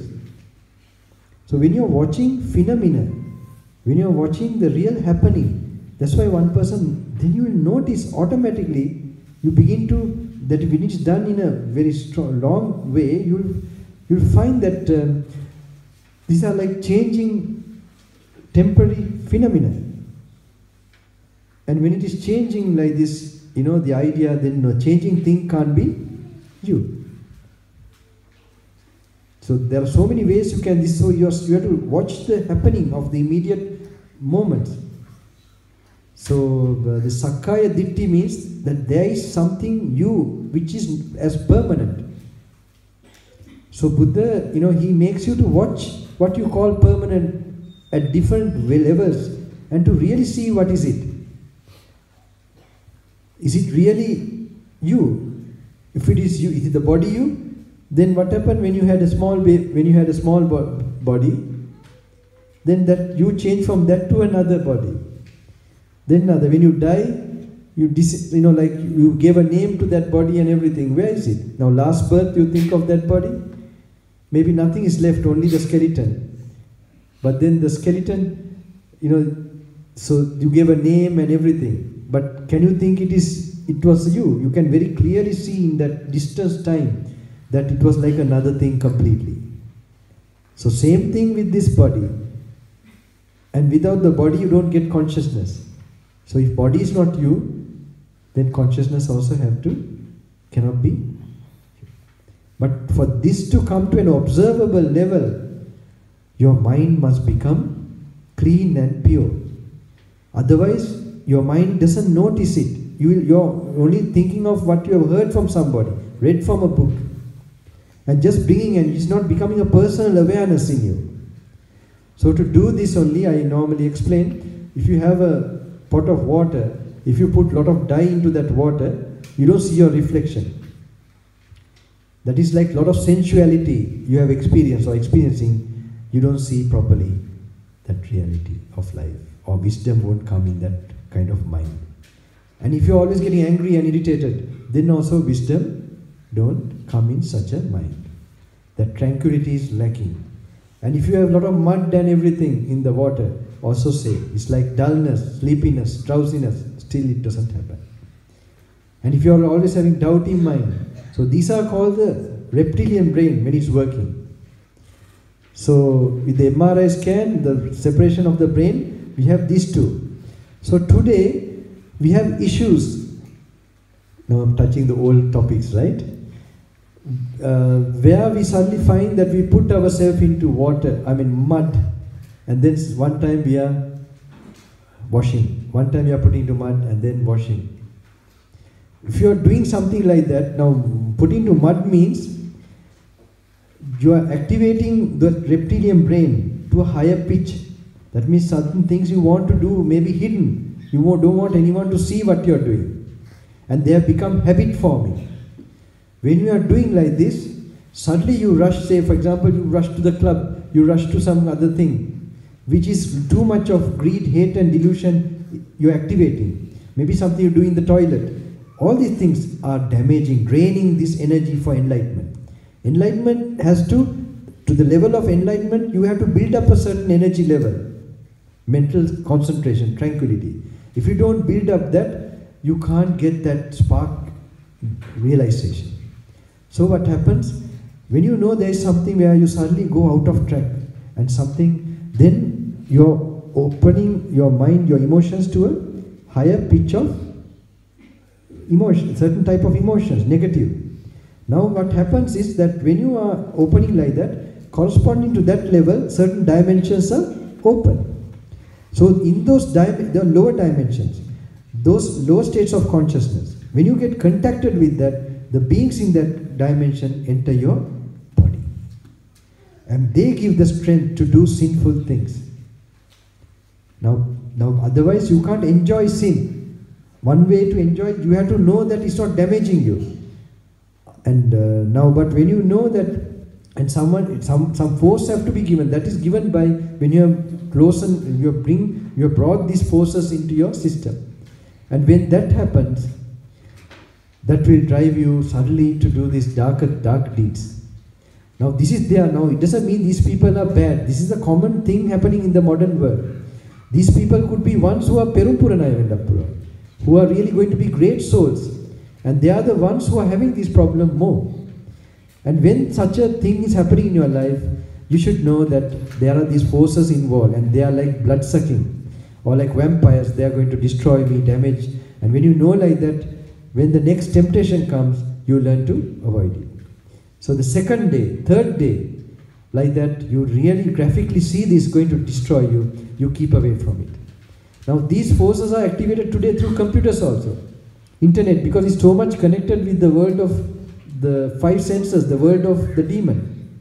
So the computer is more used by demon. Today I will explain that part also quickly, so that you see the practical sides of certain things. You have heard these things, no? In my old teachings. I hope it will, because I'm worried sometimes some of you, this is now ground level, I'm going from again to the top to the bottom. Huh? Where you, when you know like that, but now you are seeing it personally, right? You always heard from the YouTube, I guess. So when you know, then you learn to stop allowing to do that. First time you manage to avoid it, second time, third time, then the parts that were damaged in your brain, they get chance to repair.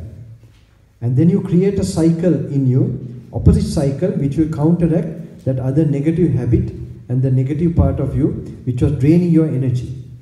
So, and also it increases your beauty, your sort of shine, your kind of charm, and your personality begins to form. This is a modern problem, my friends.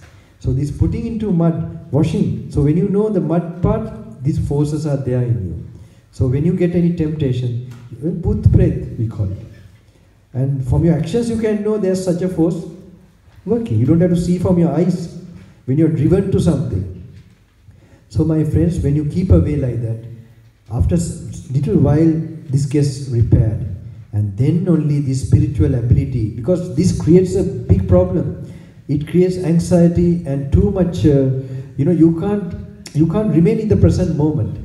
You have like feather brain, and too much monkey mind, because the mind gets weak, anger, irritation, isolation, you can't face society. So many problems come. You feel nervous among people, and this will be like a psychological. So many things will start to add in. So now when you learn to remove 1 day, 2 days, 3 days, you will be blocking. That is, you have to think of the master. You have to make a vow that I am going to keep away from this. And then they get time to repair. When it gets repaired, my friends, slowly, slowly, then your spiritual certain tranquility, when you begin to experience more. When those tranquil states you begin to experience, there's something called opposite of these negative things. Is called ojas. For every emotion, something is created in the body, my friend. So this type of hormones is actually Ayurvedic term. This ojas goes to the brain. It opens up areas which were not open before, and they sort of give you strength to get those thoughts again. And when this is done again and again, you can see the person's aura becomes strong. And normally he will have a shine in his cheeks and forehead. So I always tell, this is a repeated thing, that don't lose that shine. And that shine, that beauty, don't lose it. Increase that. So that, then otherwise, you don't have to use any cosmetics. Like Fair and Lovely, right? In Sri Lanka you have all this, or Nivea here. You don't have to use these things. Their beauty will be coming, strength will be coming. And this is from the ancient wisdom. This is where they want to sort of safeguard your basic existence, basic being. And the personality becomes formed, my friend. So this is very important practice in this modern day. And the other thing is, the two things if you don't control, I tell, nothing happens on this path. This is the tongue and the sexual organ. These are similar. You can see the form, how they are working, and this thing. Now this is a common problem today. Now with these two, anything, even this food, when you think about it, the reptilian brain is working. It's very well found with the MRI scan. The very sound that you're getting food, the reptilian brain works.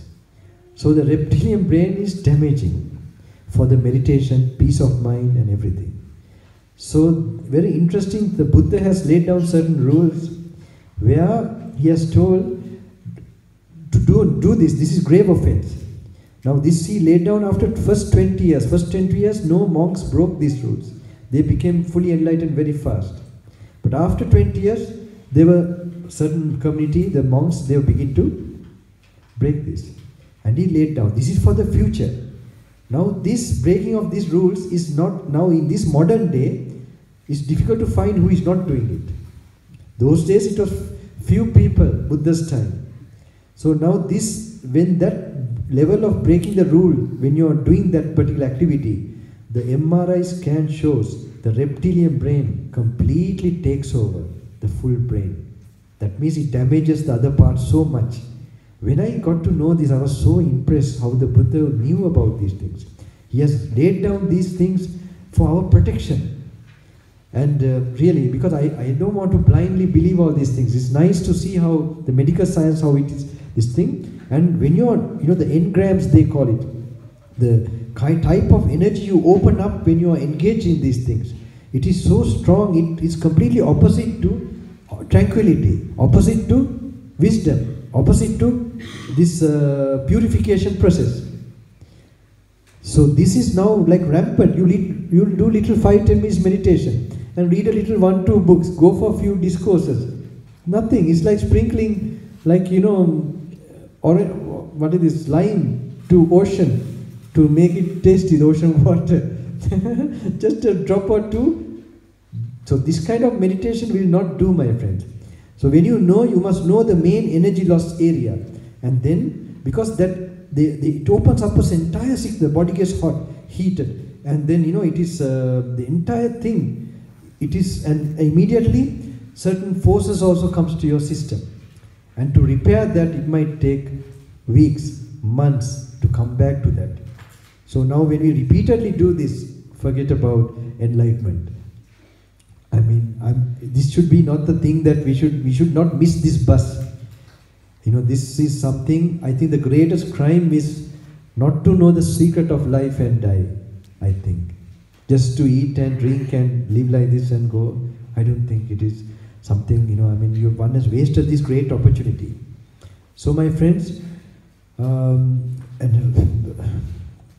So when this is one thing one must know. It's very interesting when it opens up that level. Now this is something. Now any perversion in sexual activity, this is all damaging. Other than the purpose of creating a child. Now this is my standard. I'm telling you some idea from because today modern day it's a bit. Now even I tell marriage. Marriage is like becoming a monk. So that you stick to one person, how boring that person is. So it protects you from, doing further sin. Otherwise, you must be married like me. I tell many, sometimes in India they ask, Bhante, are you married? I said, yes. He asked how many, I have a lot of children also. Then a little surprised. Then I said, yes, who is your wife? Where is she? I said, my wife is here. The Buddha, of course. So unless if you are not controlling that way, then you must be anchored to this other type of connection. So you control, you're evolving your soul, you're born to this earth to get evolved, to uplift your consciousness. Whatever that makes your consciousness go to a lower plane, this is a waste, it will be a crime. So you're making it at least rise up and then come to enlightenment. So my friends, so I say normally, now this might be a bit of a hard thing, okay, but I'm giving you an idea only. So now other than even marriage also you can use it for slowly evolving. So not anything you do hidden. You make an honest this thing where you slowly with agreement, where you change, you meditate together and slowly with an understanding, one learns to, for some period, keep away and seeing the blessings of it, strengthening of it, so that this animal brain doesn't take over and you become less selfish and all these other good qualities start to grow in you. Otherwise, if you have so this is one thing very important. And the other thing I say, okay, to create a child, that's the ideal thing. Other practices, other than that, it invites those negative forces, energies, and that becomes a driving force. So this today, modern day, it is full of that. So I normally tell, now in the body, the certain muck is created in the body, out of that emotion. So there are those beings eating that muck, that kind of fluid. Okay, I'm making it very graphic. So you will get a tingling feeling in the body, and then this, with the tingling feeling, you get that muck, so they make you, they control your body. So sometimes now I'm revealing certain secrets of this thing, because then you will know when now these things happen. Then you know, oh, this is happening to me. And by keeping away and just abstaining at some period, 1 day, 2 days, 3 days, 1 week, then you slowly learn to, then you see the benefit of it also. So this very interesting, the MRI scan shows it takes over the entire brain. Now these things was happening in only few people. Now this is happening like nothing in the modern day. Now when this is happening, my friends, it's very interesting in places like even England, I got to know, America, there are groups of people who, knowing the danger, damage of this particular way, like vegan or something, like you have, who are concerned about taking all with nature, the food and all that, vegan, no? Vegan, something. So like this, another group has formed, knowing the damage of not living, controlling, you could say, brahmacharya, abbrahmacharya, keeping away from these perverted practices. They, for 3 days, 1 week, they are counting because it's a challenge, it's not easy. So they are giving the incentive, like, they, 1 day, 2 days, 3 days. I practice this for 7 days, for 90 days, like that. So this is normally called, you can refer, NoFap, N-O-F-A-P-P. I normally tell in the Sri Lankan crowd, when I'm in the airport, you can find out what's the meaning. Otherwise, because I'm a bit of a revolutionary, because these are not taught or told. I wish, these are all damaging, from school period, from age of 14. This was there in the ancient times. This was called Kumara Brahmacharya. Have you heard? Kumara Brahmacharya. Now, but this knowledge is gone because we are in an Asuric period. Do you know this civilization that we are going through now is not the Aryan civilization, no. This actually starts from the Virochana, they call it. Virochana, Asuric leader. You know, the Asuras, they have too much desire to make gadgets, and they are very good at manipulating material world, material elements. So from that mentality, this whole Western civilization is coming, my friends. Yeah, there was a period when the Christian, you know, like the Christian, before the Industrial Revolution, you could see it was a very different situation. Now, my teacher used to tell me, the mother or grandmother of my teacher, she told, you know, at 12 o'clock, Jesus is going to take me. Around 8 o'clock, she was telling this. And exactly 12 o'clock, she died. So they were really tuned. They were like saints in the olden times. So this Industrial Revolution, all this slowly start to change this whole thing, bringing in the consciousness of greed, more of the Asuric nature. So normally now, so that's why they have no idea of the technology of virtue, mind, consciousness. These are least understood in this modern world. Now even about consciousness, one would imagine still it's called the hard question in modern science also. Because with the neurons and all that, you know, it's difficult. They're still trying to find out, you know, there are like researchers going that one day they'll find certain working of the neurons explaining the consciousness. It's well known, this is the vessel for consciousness. So this research can go never ending. So they will have jobs for a long time, especially in this. So this is another way of just going on and on. So this consciousness is something, that's why it is something separate completely. Now even rebirth and all that, you know, like one day one question was asked by one monk in the crowd, how to explain rebirth, how to prove it. For example, you know, now, because this is not happening physically, it is a phenomena happening in the conscious level. One consciousness leads to another consciousness. So how can you show it by material experiments and all that? But this monk was very great, you know. So he asked that gentleman, can you picture roses? Just can you imagine roses now? He said, yes, I can do. And he imagined roses, and he said, did you imagine roses? Yes. But can you prove that you imagine roses? Then he understood something, how it works, this consciousness, you know, that's something. So these are not questions to be asked because you don't know the main, you know, the essence of these two things, the domains. These questions come. So like this, my friend, this is the least thing understood in this modern period. So these things come from the Asuric period. Asuric, mainly where there is a lot of material, this thing going on, development or giving preference to that, the Asuric thing is going on. It's not the mainstream of that nation, that area. So you go to India or in Asia, this area, this is there. I mean, they look like they are so incapable of material, work. They look foolish actually. Of course, we are now in every way gone down. We are not neither spiritually progressing nor materially progressing. But there's a new wave of something, I can feel this. So it's not going to be dark, there's some light also coming inside it. So anyway, this is, you can see in our parts of the world, say you hear someone, some great master appeared or something, he did something. There are lakhs of people will come, right?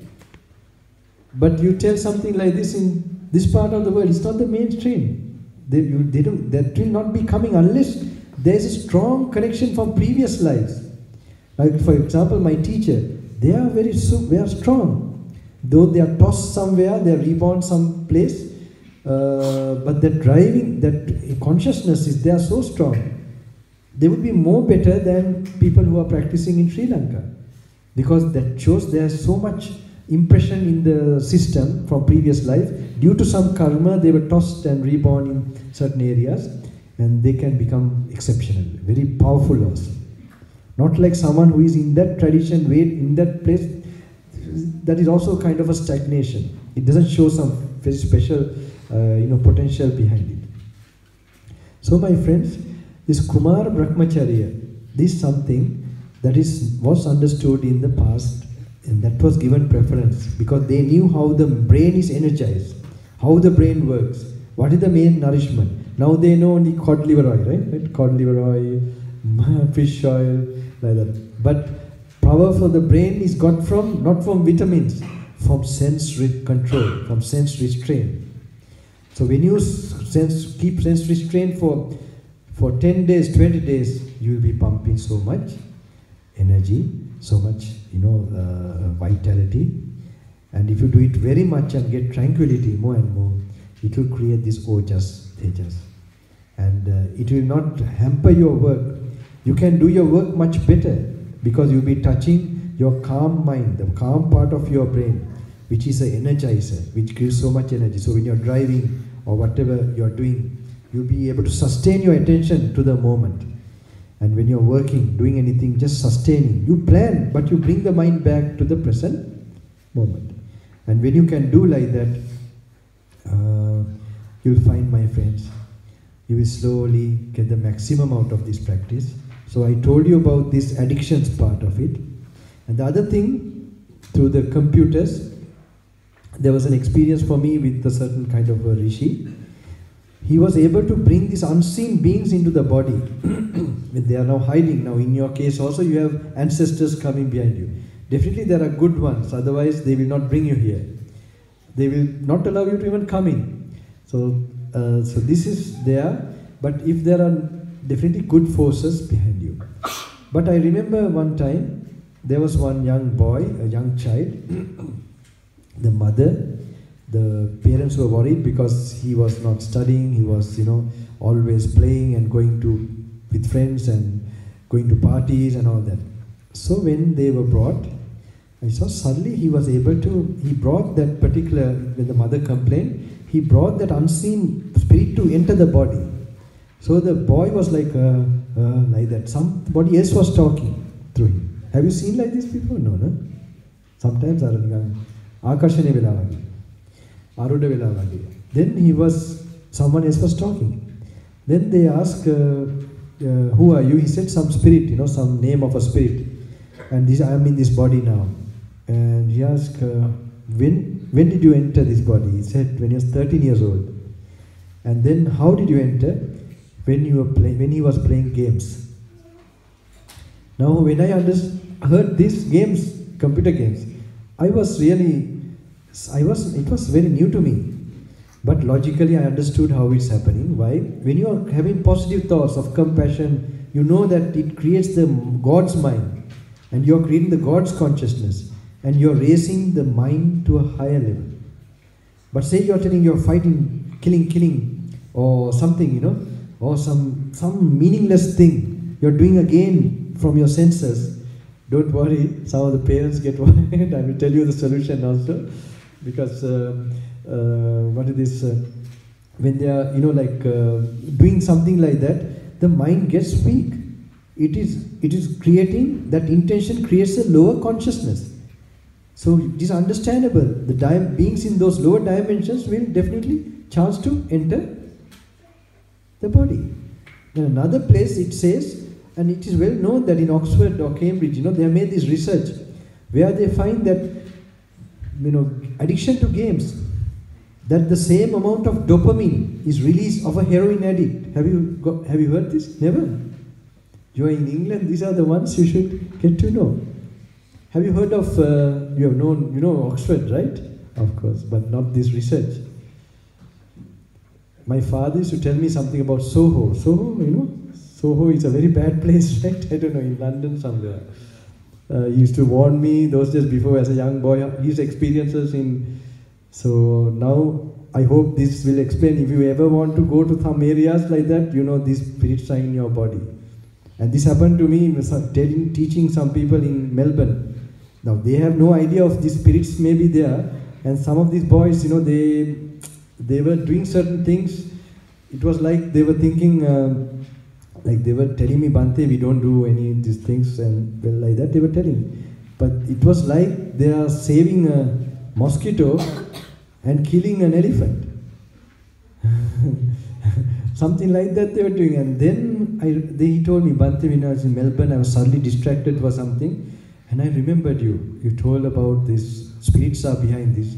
And then that made me turn away from this. So then I understood how important it is.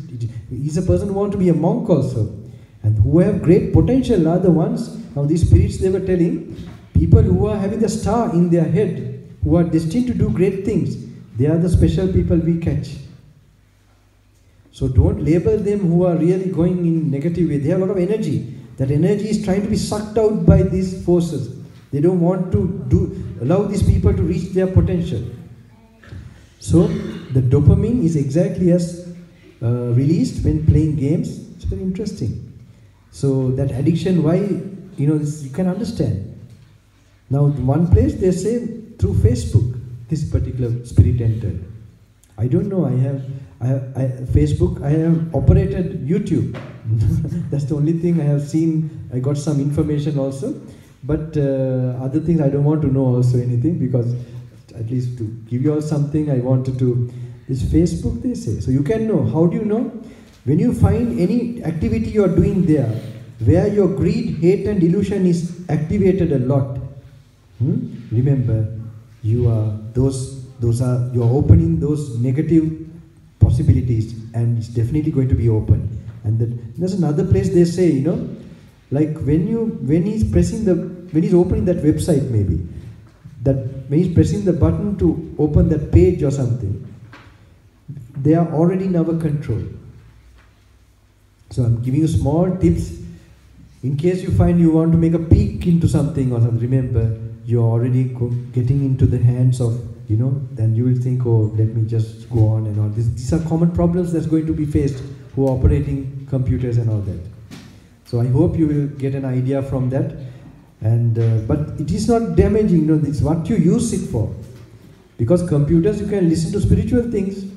I mean, something which gives you calmness. So much, it's called information technology.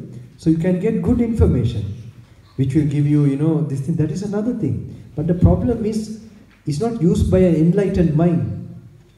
It is used by a minds that are sick, are not well. So there are chances for it to, if you're opening your wound to many viruses. So telling like this and make you knowledgeable about this, I hope it will help the people, so that, because you can't tell not to use it today. That's not practical. So you have to use it, but knowing these dangers, you know how to, sort of pay. So these are the certain points that I normally explain. These are very boring for me, but I feel they are timely and they should be retraced. Otherwise, no point if these are there. The other thing is, I think we have the hall until 6 o'clock, right? Okay. The other thing I want to, let me go for a question from somebody, and then we'll see. Swaminathan, question was very good. yeah, I don't know whether I could word this properly. As an addition to this, I asked question before. Yes. So the question was how to get rid of the idea of myself or something, and then Bhante explained that be conscious about your feeling, and then This is just a small idea how Yes. it is done. yeah. So I have been practicing similar things, but one place that I get entangled is I get entangled with the watcher. Like, okay, I can distance myself from the feeling or from the doing and the thoughts and everything, but I still get entangled. Yes, I'm watching, and what is the watcher? Is the watcher permanent? Understand. Okay. Now the thing is, now this way of explaining, I told you how to watch and all that. This is still my own way. Now to get the actual vision, you have to get that particular, you could say, that vision is really given to you by a real enlightened master. Now that will only come if you use the enlightened master's very way, the words. Now that's why that is called the meditation object. Now, so I'm coming to that. That's a very important point. So how you get this idea of self-realization? There's no I, or the Sakkaya Ditthi goes away. This, to get that vision, that observation should be guided by the master. Now the master is the words of the very words of the Buddha. So now he explains about the 5 elements, for example. There's a way he explains. Now you have to go through what he says and apply it to you. Now you read, they are like signposts. So when you get that way of thinking, observing, he will bring you there. You understand? Because just by observing like this also is a very, very, not a very pure way of coming to that. Not a solid way. Here it will come in a form of like, Dhammanupassana, have you heard? Yes. Now this Dhammanupassana is something, Dhammanupassana means investigation of the phenomena. Of investigating the phenomenon. Now this is actually, this is in every, now if you are in tranquility, it's not investigation. But tranquility helps for investigation.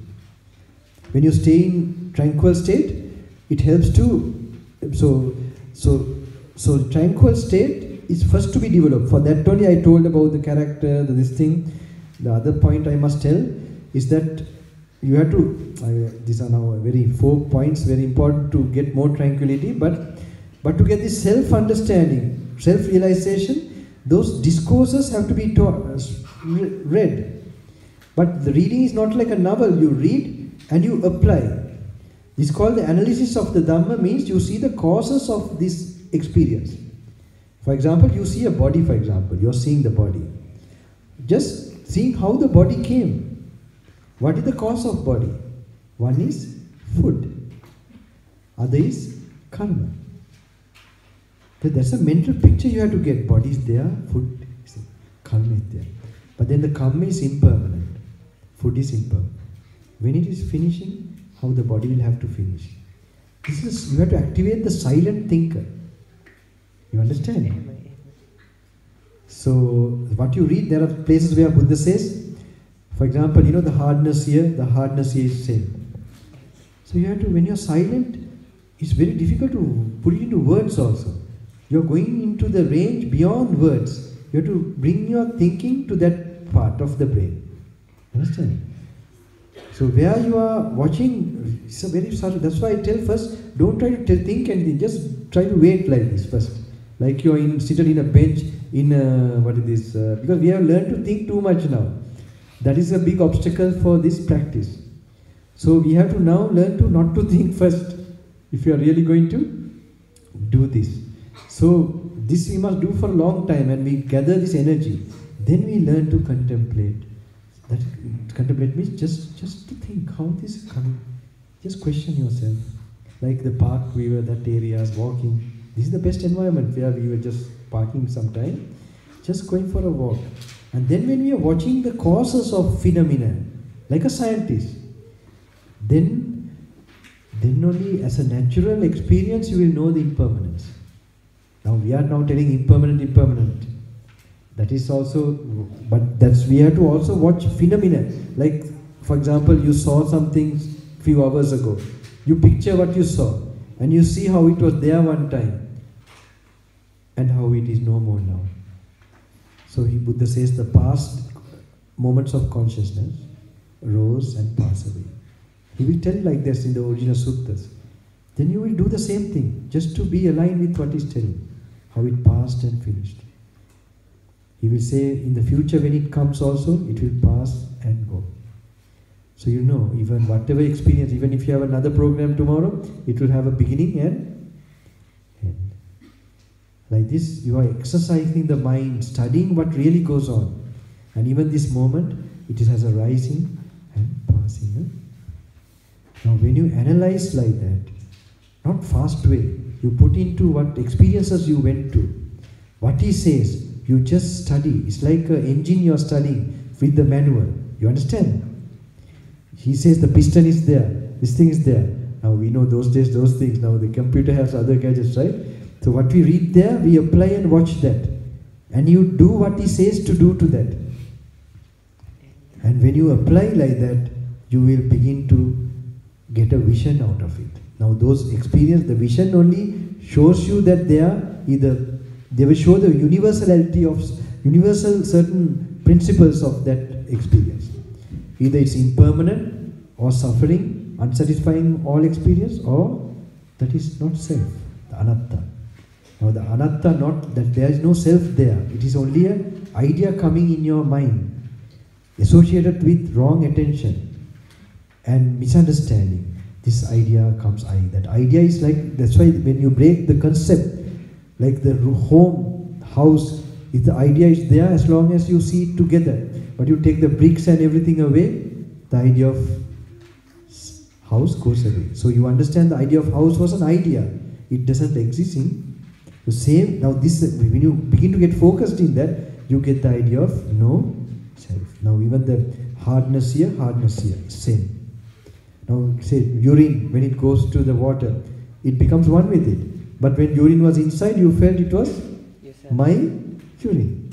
Now when it is in the water in the toilet, that minus goes away. So you can see whether it's in this space only, the idea of, so how the idea forms with more practicing what he says. You must not do your own way. Now I was telling my own way, something like touching and like that.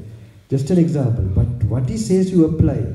So there are people I know, when the husband is scolding, they have been watching in terms of those elements, the 5 elements, the hard, soft, fire in nature, and that's like the ear is some different ear. And when the husband was scolding in the kitchen, she told me that she didn't react, she didn't scold back. Just she was able to focus, that's not my ear and not my sound. Now when you are getting those pictures, you are at the right level of observation.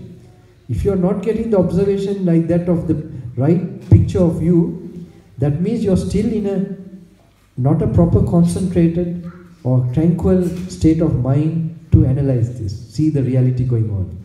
You are breaking illusions, my friends. Now when I was going to Australia that time, in the plane there was another gentleman beside me. So he was asking why you're not having hair. And I said, because I said this hair is vain, it has no meaning, so it has been removed. So our job is to remove what is vanity, what is illusion. So the main thing of as a monk is to break illusions, to remove the illusions and to see the actual truth, the final truth of things. That's why it's called Evam Passan Yata Bhutan. You see things as they are. Evametam Yata Bhutan. But another test is to see whether you have really got that vision, is you will get dispassion with it. There's no question of letting go. There's no question whether you must be a monk or not. Because you will see, my God, this is fire. This is, if you're not seeing, because you are still in fantasy, some illusion. Like holding a string and you finally you see it's a snake. There's no question of letting go. So same way, when you really see it, there's no question that. So the seeing has different levels. So I'm talking about how to bring it to the intuitive level. So for that only this groundwork, and later on there are 4 things very important. I told you about sense control. That, like this is also to stop the monkey mind. Whether you have heard in the other discourses, I always tell this. Like I can look at you like this and I can look at you like this. I don't see your details like this. I'm not focused. Now I am focused. Did you see my eyes? This is a practice, it's called sense restraint, one of the preliminary practices, so that you don't, when you're crossing a road, you see the vehicles but you don't see who is inside the vehicle. This is one idea. When you're passing somebody, you know some people pass, but you don't know who they are. Other one is actually Iriyapate. Iriyapate means how much you pay attention to the moment. This is where I told how to observe the car seat, feel the seat, and just focus on what you're seeing and what you're feeling immediately. What is prominently observed, you note it. You don't run away from it. You really try to feel it. Then you're placing your mind an anchor to go to the power or strength of now, this moment. And there you are beginning to explore the secret of consciousness. Otherwise you don't even start yet. That is called Kayagata Sati. The Buddha says, from Kayagata Sati, the mindfulness of, then you will feel the body, you begin to feel the body more. That gentleman in the car, he was telling, suddenly, oh Bhante, I can feel the body more now. Correct. And then with that peace, a certain peace settles into you.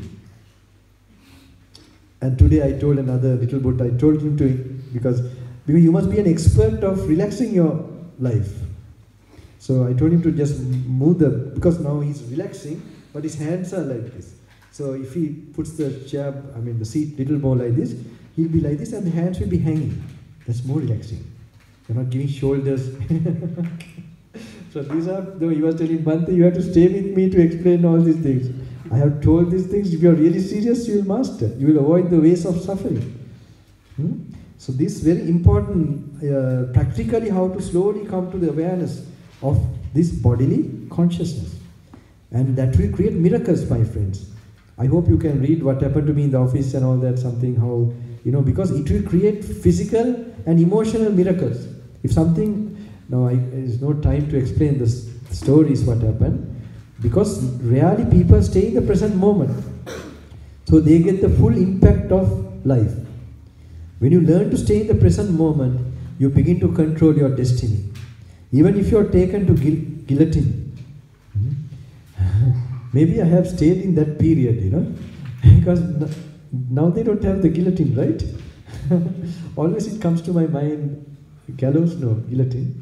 If you are taken to the guillotine, for example, the moment of death is a small moment of pain.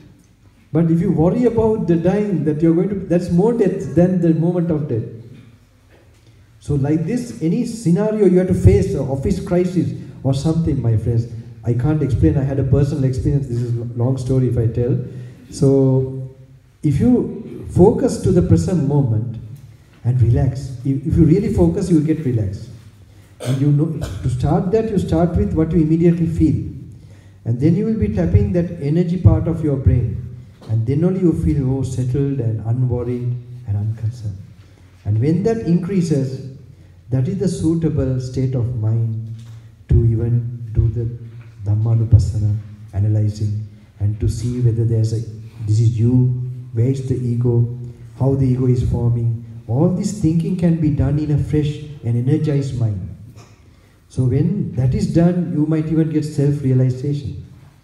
If that happens, my friend, then you're already there. You will see you're in a dream, and you don't take seriously.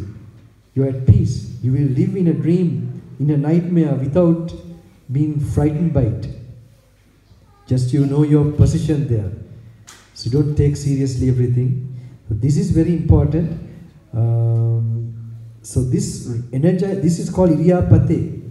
Iriyapate means, first one is sense control, the Iriyapate, that is where you stay, when you're going to the toilet, when you bend down, you watch your bodily movement and what you're immediately experiencing. When you're pressing the toilet, giving pressure, then you see, you feel minus to that feeling. How, and then it is going, how when the feeling goes away, how, then you know there's no me. It's only a phenomenon of some wind pushing and then it's pushed out.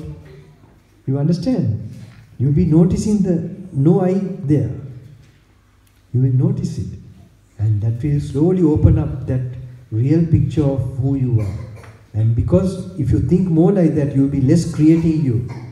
You will be less creating this kind of bodies and this kind of consciousness, life. And then you will not face old age. Because what is created only gets old and die. And you are going more towards enlightenment. So this is something I will suggest to you Word of the Buddha by Jnanatiloka Mahathir. Small book from the suttas, this Word of the Buddha. And other book is Middle End Discourses by Bhikkhu Bodhi.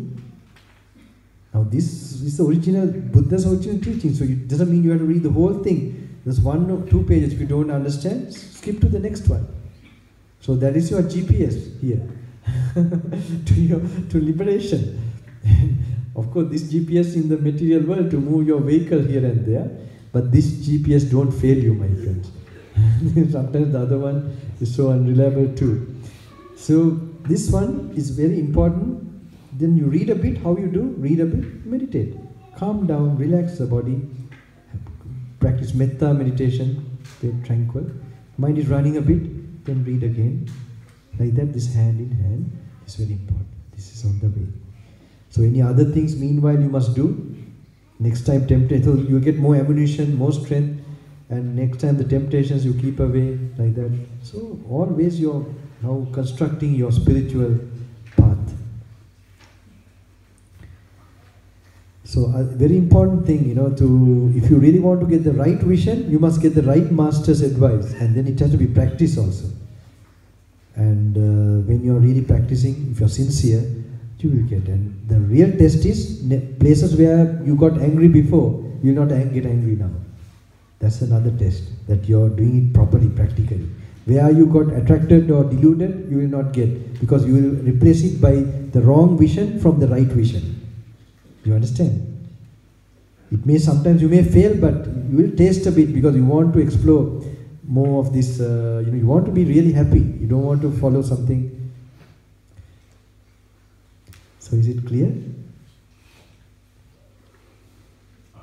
Just one more quick related question. You mentioned that the good things are also we are driven by good forces. Yes. So does that mean that whenever we are not in the present moment, are we always driven by external forces? No, even to be in the present moment, then you are influenced by the present moment practice people. They are mostly the yogis. You're connected to them. Like what type of level of mind, you're always related to some, those similar people. With this seen or unseen. So if you're practicing present moment, then I'm telling you now to drive you to a meritorious activity. People who did similar things and who are dead and gone, they are the ones who get connected to the same activity. So the negative one is the other way. Then if you're meditating now, sometimes I'm going to Himalayas, I feel very much they are the old masters of mind who are taking me there. There's a long stories to explain how these things happen. Definitely. And even this trip is connected with those forces taking me, I feel. I mean, you all will notice, you will feel something. This is all some kind of a work of certain beings. Yeah, I'm also sometimes very surprised, So now we are getting close to, because I think you're very punctual here, right? When they close and open, not like me. Is it not? Something else you like to know? Now it's also like a meditation, no? How many hours now? You nearly spend 2.5 something, right? Do you feel tired or how? No. You get something like so I call this is my drugs. Meditation drugs. Some of the boys, they tell the whole night they have listen to the YouTube. I can understand, it pumps the certain energy, something that opens that brain. So if you really do on your own lot of this meditation, you'll find time passes. Actually now I'm now 17, 18 years of my monk life. I feel this like 17 days or 18 days. Really, it's really fast. And the sense of time is so fast, it's going. So something you want to ask, anything else? Some question? You mentioned about the tranquility. Tranquil? The tranquility that Tranquility. and that can be achieved through dana and sila. Mainly from sila and mindfulness. Now I told you, when you're driving, when you're doing your daily work without feeling tired, then only you achieve this. Now dana you do, if you have great greed for your trousers or shirt, you give that to a poor person. This is how I did. You give what you like. That is one level. That's good, because if you have such greed for anything material, you can't get higher tranquility. So you learn to do that as donation, you give, okay. But that is not the main thing that brings tranquility. It brings by sense control, the main thing. Say you enjoy something from the sense, for example food, or any other sexual thing also, that's more energy, enjoyment. When you do like that, lot of energy is used to enjoy a pleasure. More the energy is lost, you get tired. You have no energy to go inside. You need some energy to go inside. This energy, tranquility comes when you go inside. So that is the loss you are going to have when you. So It doesn't mean sometimes you people say, I experienced this, and this not knowing the danger, the damage happening, you keep away, that is a sacrifice. And when you give up lower pleasures, you get the higher pleasure in the form of tranquility. You understand now that? And do you? This is a new thing, is it? But this is the main thing. Now this question you will not ask if you are very satisfied with your tranquility, right? Now I hope this question will not be asked in the future, that you will master it. This must happen.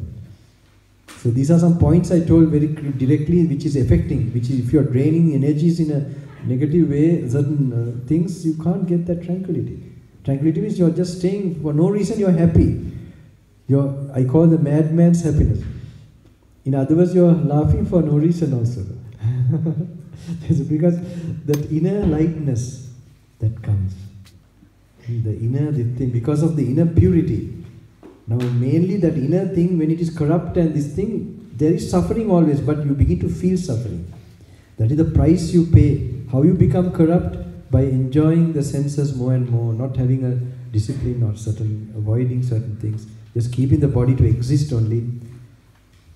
Now this looks very hard, but I'm telling you, you're not meeting a monk who come to, I call, this is a meeting of commandos, you understand? Either you really want to get enlightened or there's no, so I think I might become very stuffy for many people, okay? Suffocating. If you stay with my teacher, it's nice to have a glimpse of him, not to stay with him for normal people. There are many monks who come and they really want to stay there, and after 2 days they are waiting to leave. Why? Because he gives that, I really love that. There's nobody who gives me that. Like, you're going to die now, you just have to, that was so inspiring.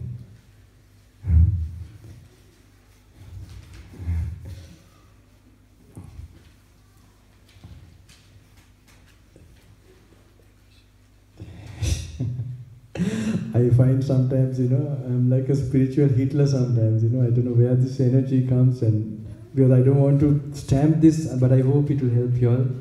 I hope the universe is releasing me out of, I have a sincere feeling to really be a help to you all, that's all. Anything else you want to ask? Yes?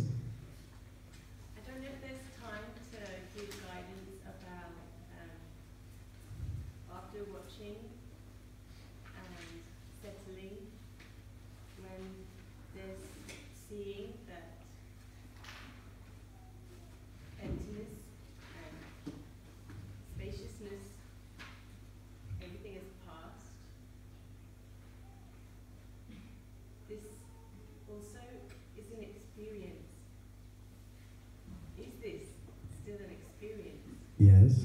I don't want to, I can't think about it because that's not wise.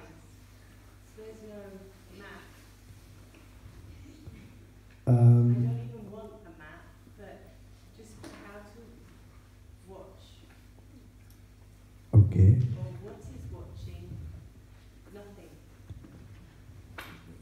Yeah, this is like, I told you when you come to a certain point, one guideline is to, you see the bodily function of in-breath and out-breathing.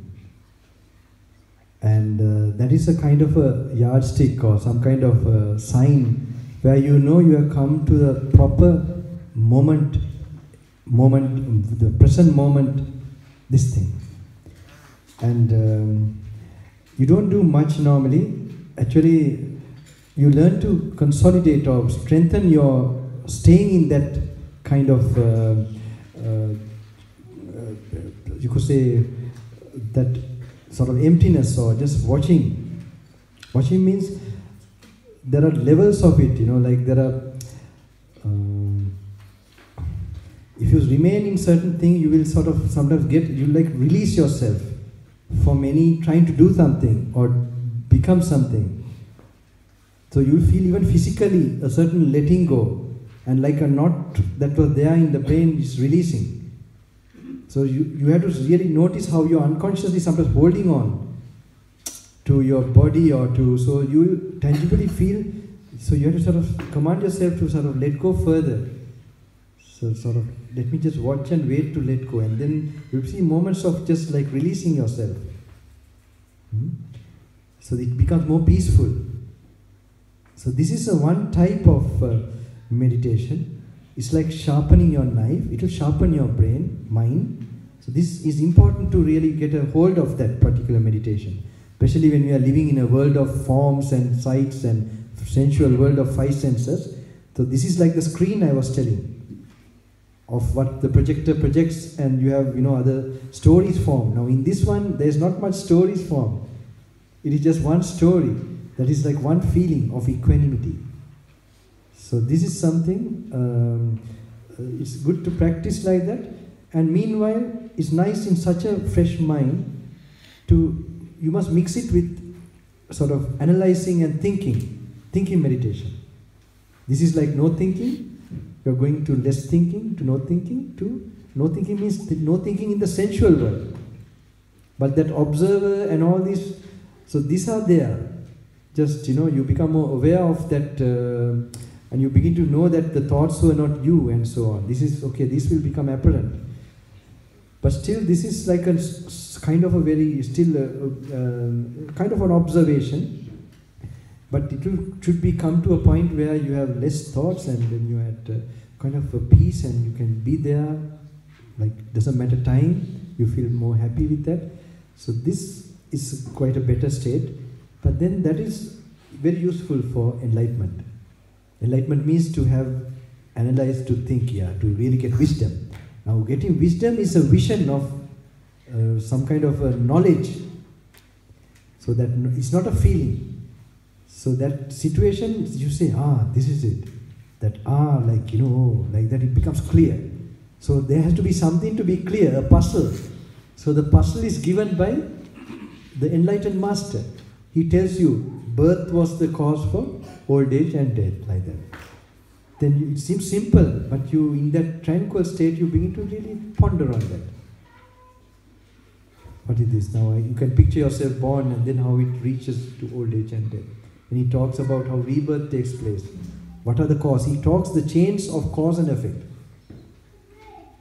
So when he says, when you study those cause and effect, only you will get those, the possibility of getting the triggering of wisdom. You are becoming a scientist, a spiritual one, and that is enlightenment. Enlightenment. Now, normally we think it's a feeling or some kind of bliss, but in the Buddha way of enlightenment, he tried to learn from other masters before, and they were explaining this as he was not satisfied with that. Then only he understood well, on his own meaning was then only that Buddhahood started to come with that particular distinction of meditation, of that wisdom bringing meditation. So in my personal life, I can remember when I faced altitude sickness and death, I have tried to use that kind of, being in a vacuum and not feeling the physical pains and this thing. But when you're really at pain and all that, you need a degree of comfort zone to practice that. I was unable. Then this observing and watching the very feeling and seeing it whether it's you and studying there's ego in self in it, this practice immediately worked. I was able to sort of accept the situation and really see this is not a person, this is just, this pain is a pain, not my pain. It makes a big shift. You come to peace in that difficult situation. So there, if you die, the death is determined by that tranquility, what you're having, what state of mind. So I found the best weapon to face such a moment of death is this particular technique. Is clear? I mean, clear means you want me to demonstrate how this is, so that sometimes I did in the 2 programs also, like for example, I would tell how to relax first, and sort of relax, and then I took a small part, I might do it now, okay? A small part from the analyzing part, and then how to watch yourself. So now to sustain these things, you must have strong tranquility. So you can you don't worry to keep tranquility. Tranquility is overflowing, and you can just do this analyzing without a worry. That's the level of tranquility you must get. To do that, you have to bring that tranquilizing process to your daily activity. Whether you're coming in the vehicle, in the train or coach, all the way reminding yourself not to think of an activity before it has come, just to place focus. So those have to be done, so you don't feel tired there and suddenly you have to catch this, that. Okay, you do that, but remind yourself, I must now, okay, I found where the coach is. I remember I had to go to, some place, not Italy, Switzerland, I think. There they put me into this train and I was noticing, then I told them, okay, you notice where the train, the number you found, okay, you're at peace, now do the practice, walk into the coach quietly, peacefully, watching how the peace increases in your mind and then move your body. You get it? It's very important. So that then it becomes a constant, so when you're driving, when you're doing anything like that, all situations you begin to energize and you're in touch. Then you will have more moments. It's not easy when you have a lot of work also, in your cases. But then if you're really having a lot of work, at least keep virtue. Don't lie, don't steal, or something like these things. And you go to the second best practice. At least then don't look unnecessary things, hear unnecessary. You do the sense restraint practice. So this is your gearbox. When it's high, there you put to the first gear. That is, if you're in a busy crowded place, you don't take much impression. You just move around this thing. And when you're in a peaceful area, then you go on watching your body and so on. Then you put in slowly the fourth gear, one by one. So according to the circumstance, you have a different type of meditation you can do. So you're always in the direction of practicing and going towards liberation.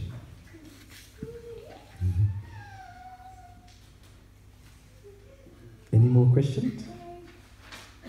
I will do this now. When I do this, I first tell you to relax and so on. Then I give you some small tip of analyzing.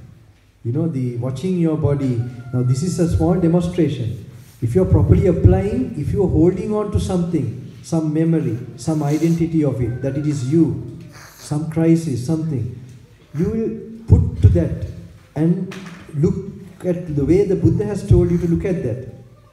And if you properly wait until you apply it properly. When you're applying it, if you are properly applied, you will let go of that. When you let go, you will feel a physical peace in it. You will be getting that physically also. So this is application. If someone scolded you, you remember that, you feel hurt, then you remember the memory. Now it's bothering you. Then Buddha says, this is just, it was a feeling, perception. That perception is not you, it's not your real self. That consciousness is not you. So when he says those words you apply there, you'll find it makes a big difference. You'll find when you look like that, the misunderstanding falls and it falls off. And when it falls off, the lightness you will experience. Normally a coolness you will experience this area. So when you finish the sutta, you will feel more energized, more cool. If you had wrong views about something, views that makes you suffer, now you are creating the right view where it makes you not to suffer. Suffering and happiness is a state of mind. So it's not something. So you change the state of mind, you can be. So I'll do a small meditation. Now we have come to time.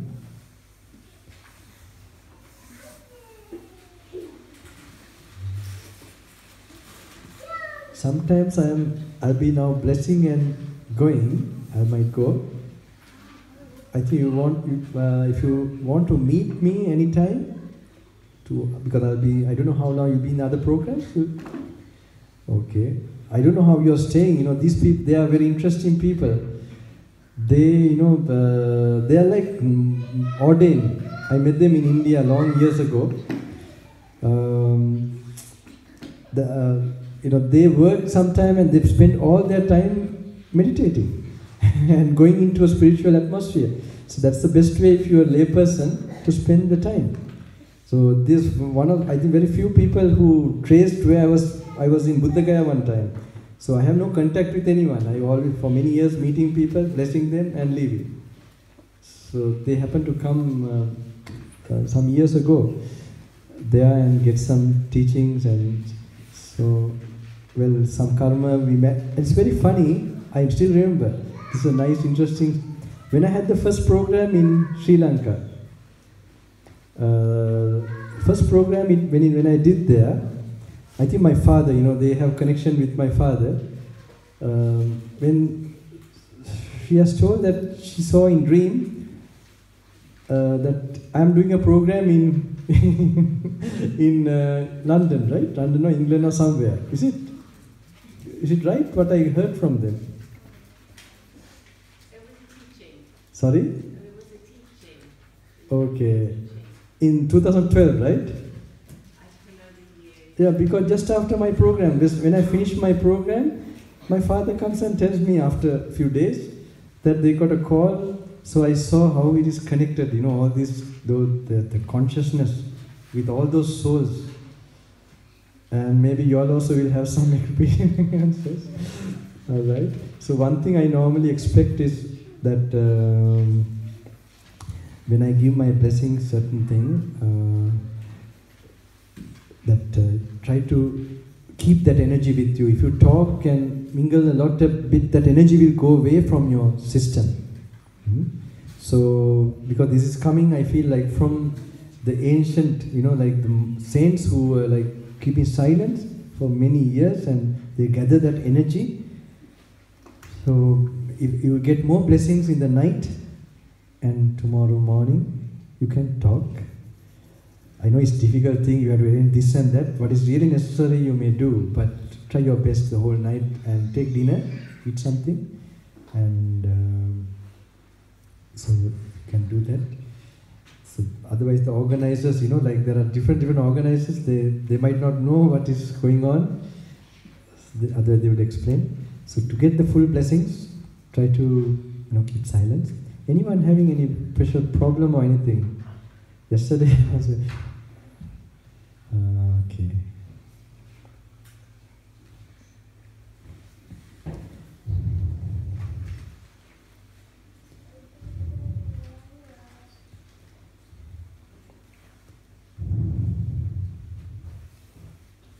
I wish you all strength. It is said 1 day of practicing is better than 1,000 years of no practice. It is true. Just 1 day of all the other days are like dead days. Oh, I couldn't do this particular thing. So first, whenever you sit down for meditation or anything, first you must learn to relax your body. It's the most important thing. Relax means you must sit in a place or even lie down if you don't fall asleep. That's good. Even when you're driving, you must do it all the time. Check your body whether it is relaxed. And you take a deep breath and out breath, all the tension go away.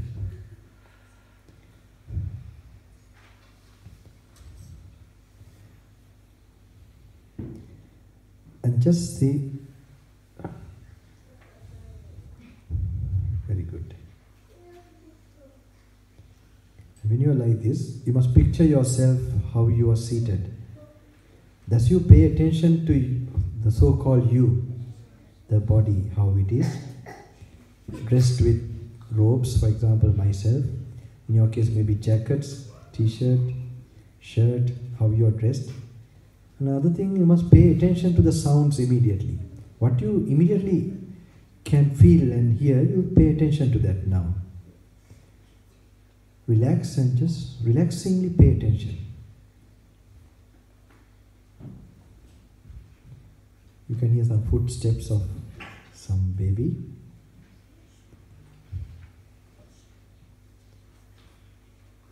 Small children, small murmuring. They are wonderful. Small children are super, This is where only place I found children were so quiet and they are like saints, I feel.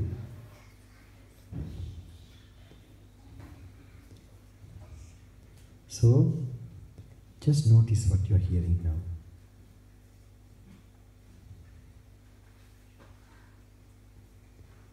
When you're relaxing and doing that, you will notice something else also. You will notice you're breathing in and out. Inhaling, exhaling. Not as watching it all, you will become suddenly conscious that you're more conscious of what around your body. And relax with that consciousness, with that awareness. Relax. Just keep breathing, noticing the. This is not anapanasati or anything. Just to notice the lungs working.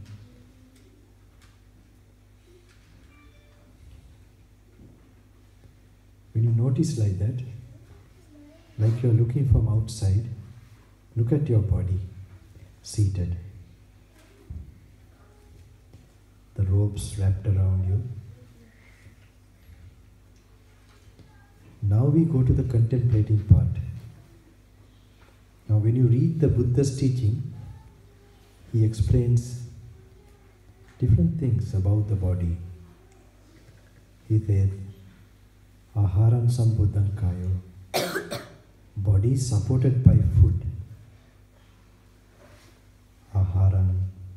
Now you must picture, because you ate today, yesterday, how this body is nourished, how the blood is pumped.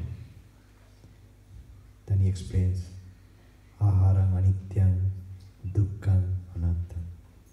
Then you must picture, Buddha says, food is impermanent, because it's impermanent. You never ate, you never had a dinner which you're still eating.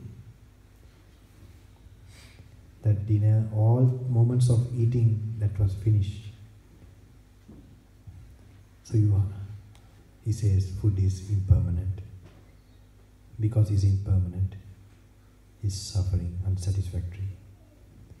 If this basic nature is there in food, impermanence and suffering as a definite thing, can you call such a thing as you? Nohetam Bhante. Definitely it is not you. Even when we see food from outside, it seems something separate from us. But if it makes this body what is not you, can it be you? What is not you, if it is creating something, it also has to be not you. Then you see your body also impermanent, suffering, and not yourself. And without the body, there's no consciousness. You can't have any experience of the world. The brain cannot function, mind cannot arise, consciousness cannot arise. So, if it is supported by what is not you, can the consciousness be you? It's also not you. In consciousness only you see, this is my mother, this is my father. You recognize in perception.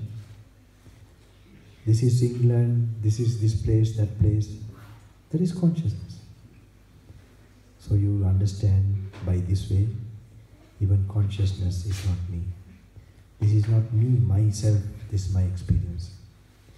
When you see this with more calm tranquility and watch this, you are like looking from outside, far away, your experience. You separate it from that. If that happens, how peaceful I am. More I will experience it. This awareness, I will come to liberation. My mind will free from greed, hate and illusion. May this mental state increase in me, and this state be experienced by all in this hall. Now that meditation is changed into metta, compassion. Just picture all in the hall just like me. They are same, all looking for happiness. May they get this liberating happiness. And all in this particular area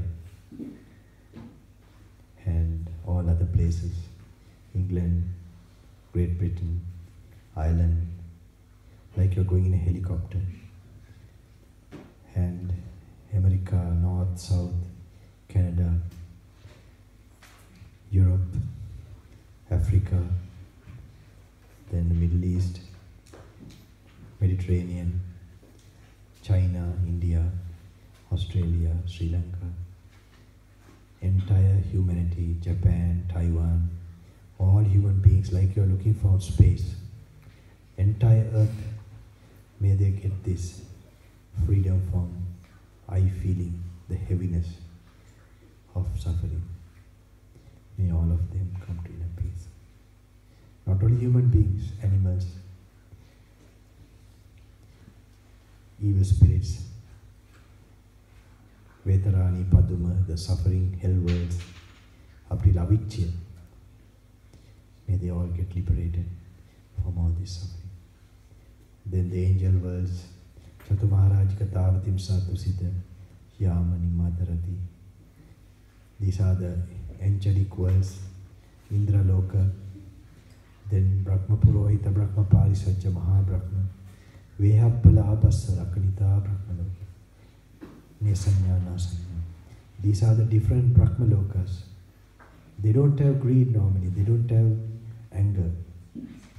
But this idea of a self, a delusion, this is still there. When that is completely eradicated by this noble wisdom, the knowledge of the Arya, when this understanding of the universal impermanence, even of the highest, most sublime consciousness, that this turning away to the immortal state of not clinging to anything, internal or external, that realized state may be experienced by those highest beings. Then you go back to the angelic worlds, human plane, the animal, lower beings, may all living beings, from the lowest to the highest. Meanwhile relaxing, creating this mental picture of blessing them, wishing them, from the lowest to the highest, from the highest to the lowest. May they get this peace of mind and tranquility. You can keep on doing this.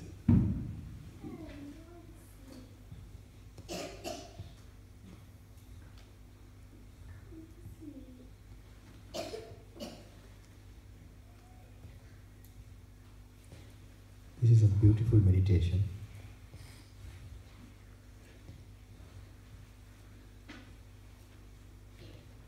And this world today needs this kind of thoughts to cool the world, to create a balance of consciousness, of purified.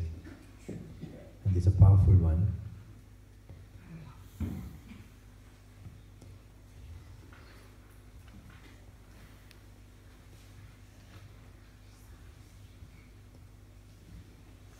I will give certain blessings.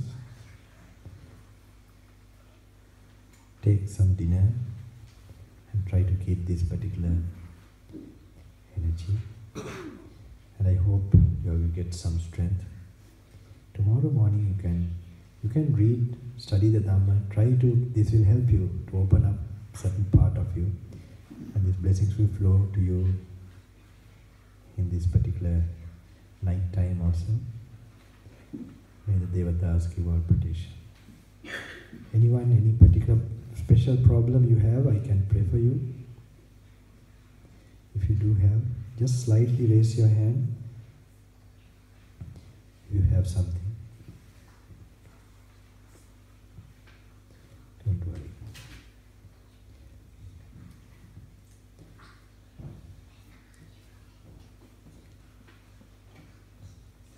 Maybe, I don't know where I'm staying, some place, the organizers, if you have something you can speak to them, and maybe in the evening or 7, 8, I don't know, when anyone wants to come and ask something personally or something, you're welcome. If you have a really pressing, But I'll give you some blessings now immediately too. May the Devatas give all protection. But remember, I have blessed you all before even coming here. But anyway, it will eternally work in all your souls. You have nothing to fear. When you enjoy these spiritual energies and feelings, and I hope you will get merged into this particular confidence that you're going from happiness to happiness, to highest peace. Devatas give all protection. May the noble masters, blessings, follow all of you. Sopat Deva, Dukhin Ditta, Nivan Svilapa. Nakatinde pulanda, relax karande.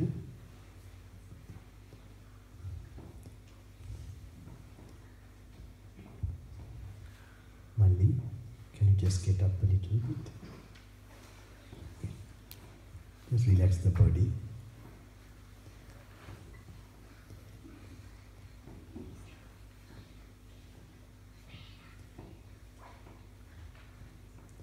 Therapy Matviva. Bahanse. Ittamen Mahansara.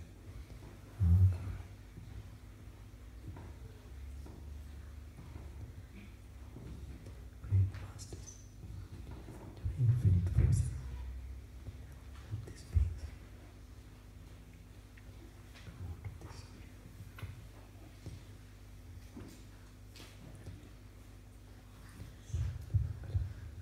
Vakkantu Sabba Devata.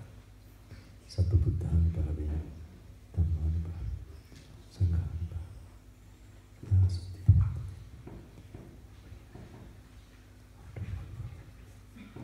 Gautama Buddha Sasana. Vahanse Mahakaruna. Aryan Satyat. Avadhi Karla. Ye Pauli Mudolena. Vahanse. Vasaraksha. Sarvaruta.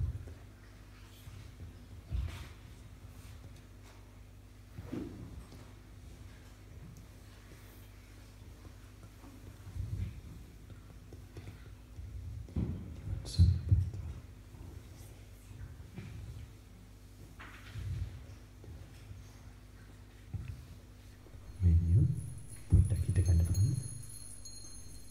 චුට්ටක් හිට ගන්න. මෙයා පොඩ්ඩක් හිට ගන්න.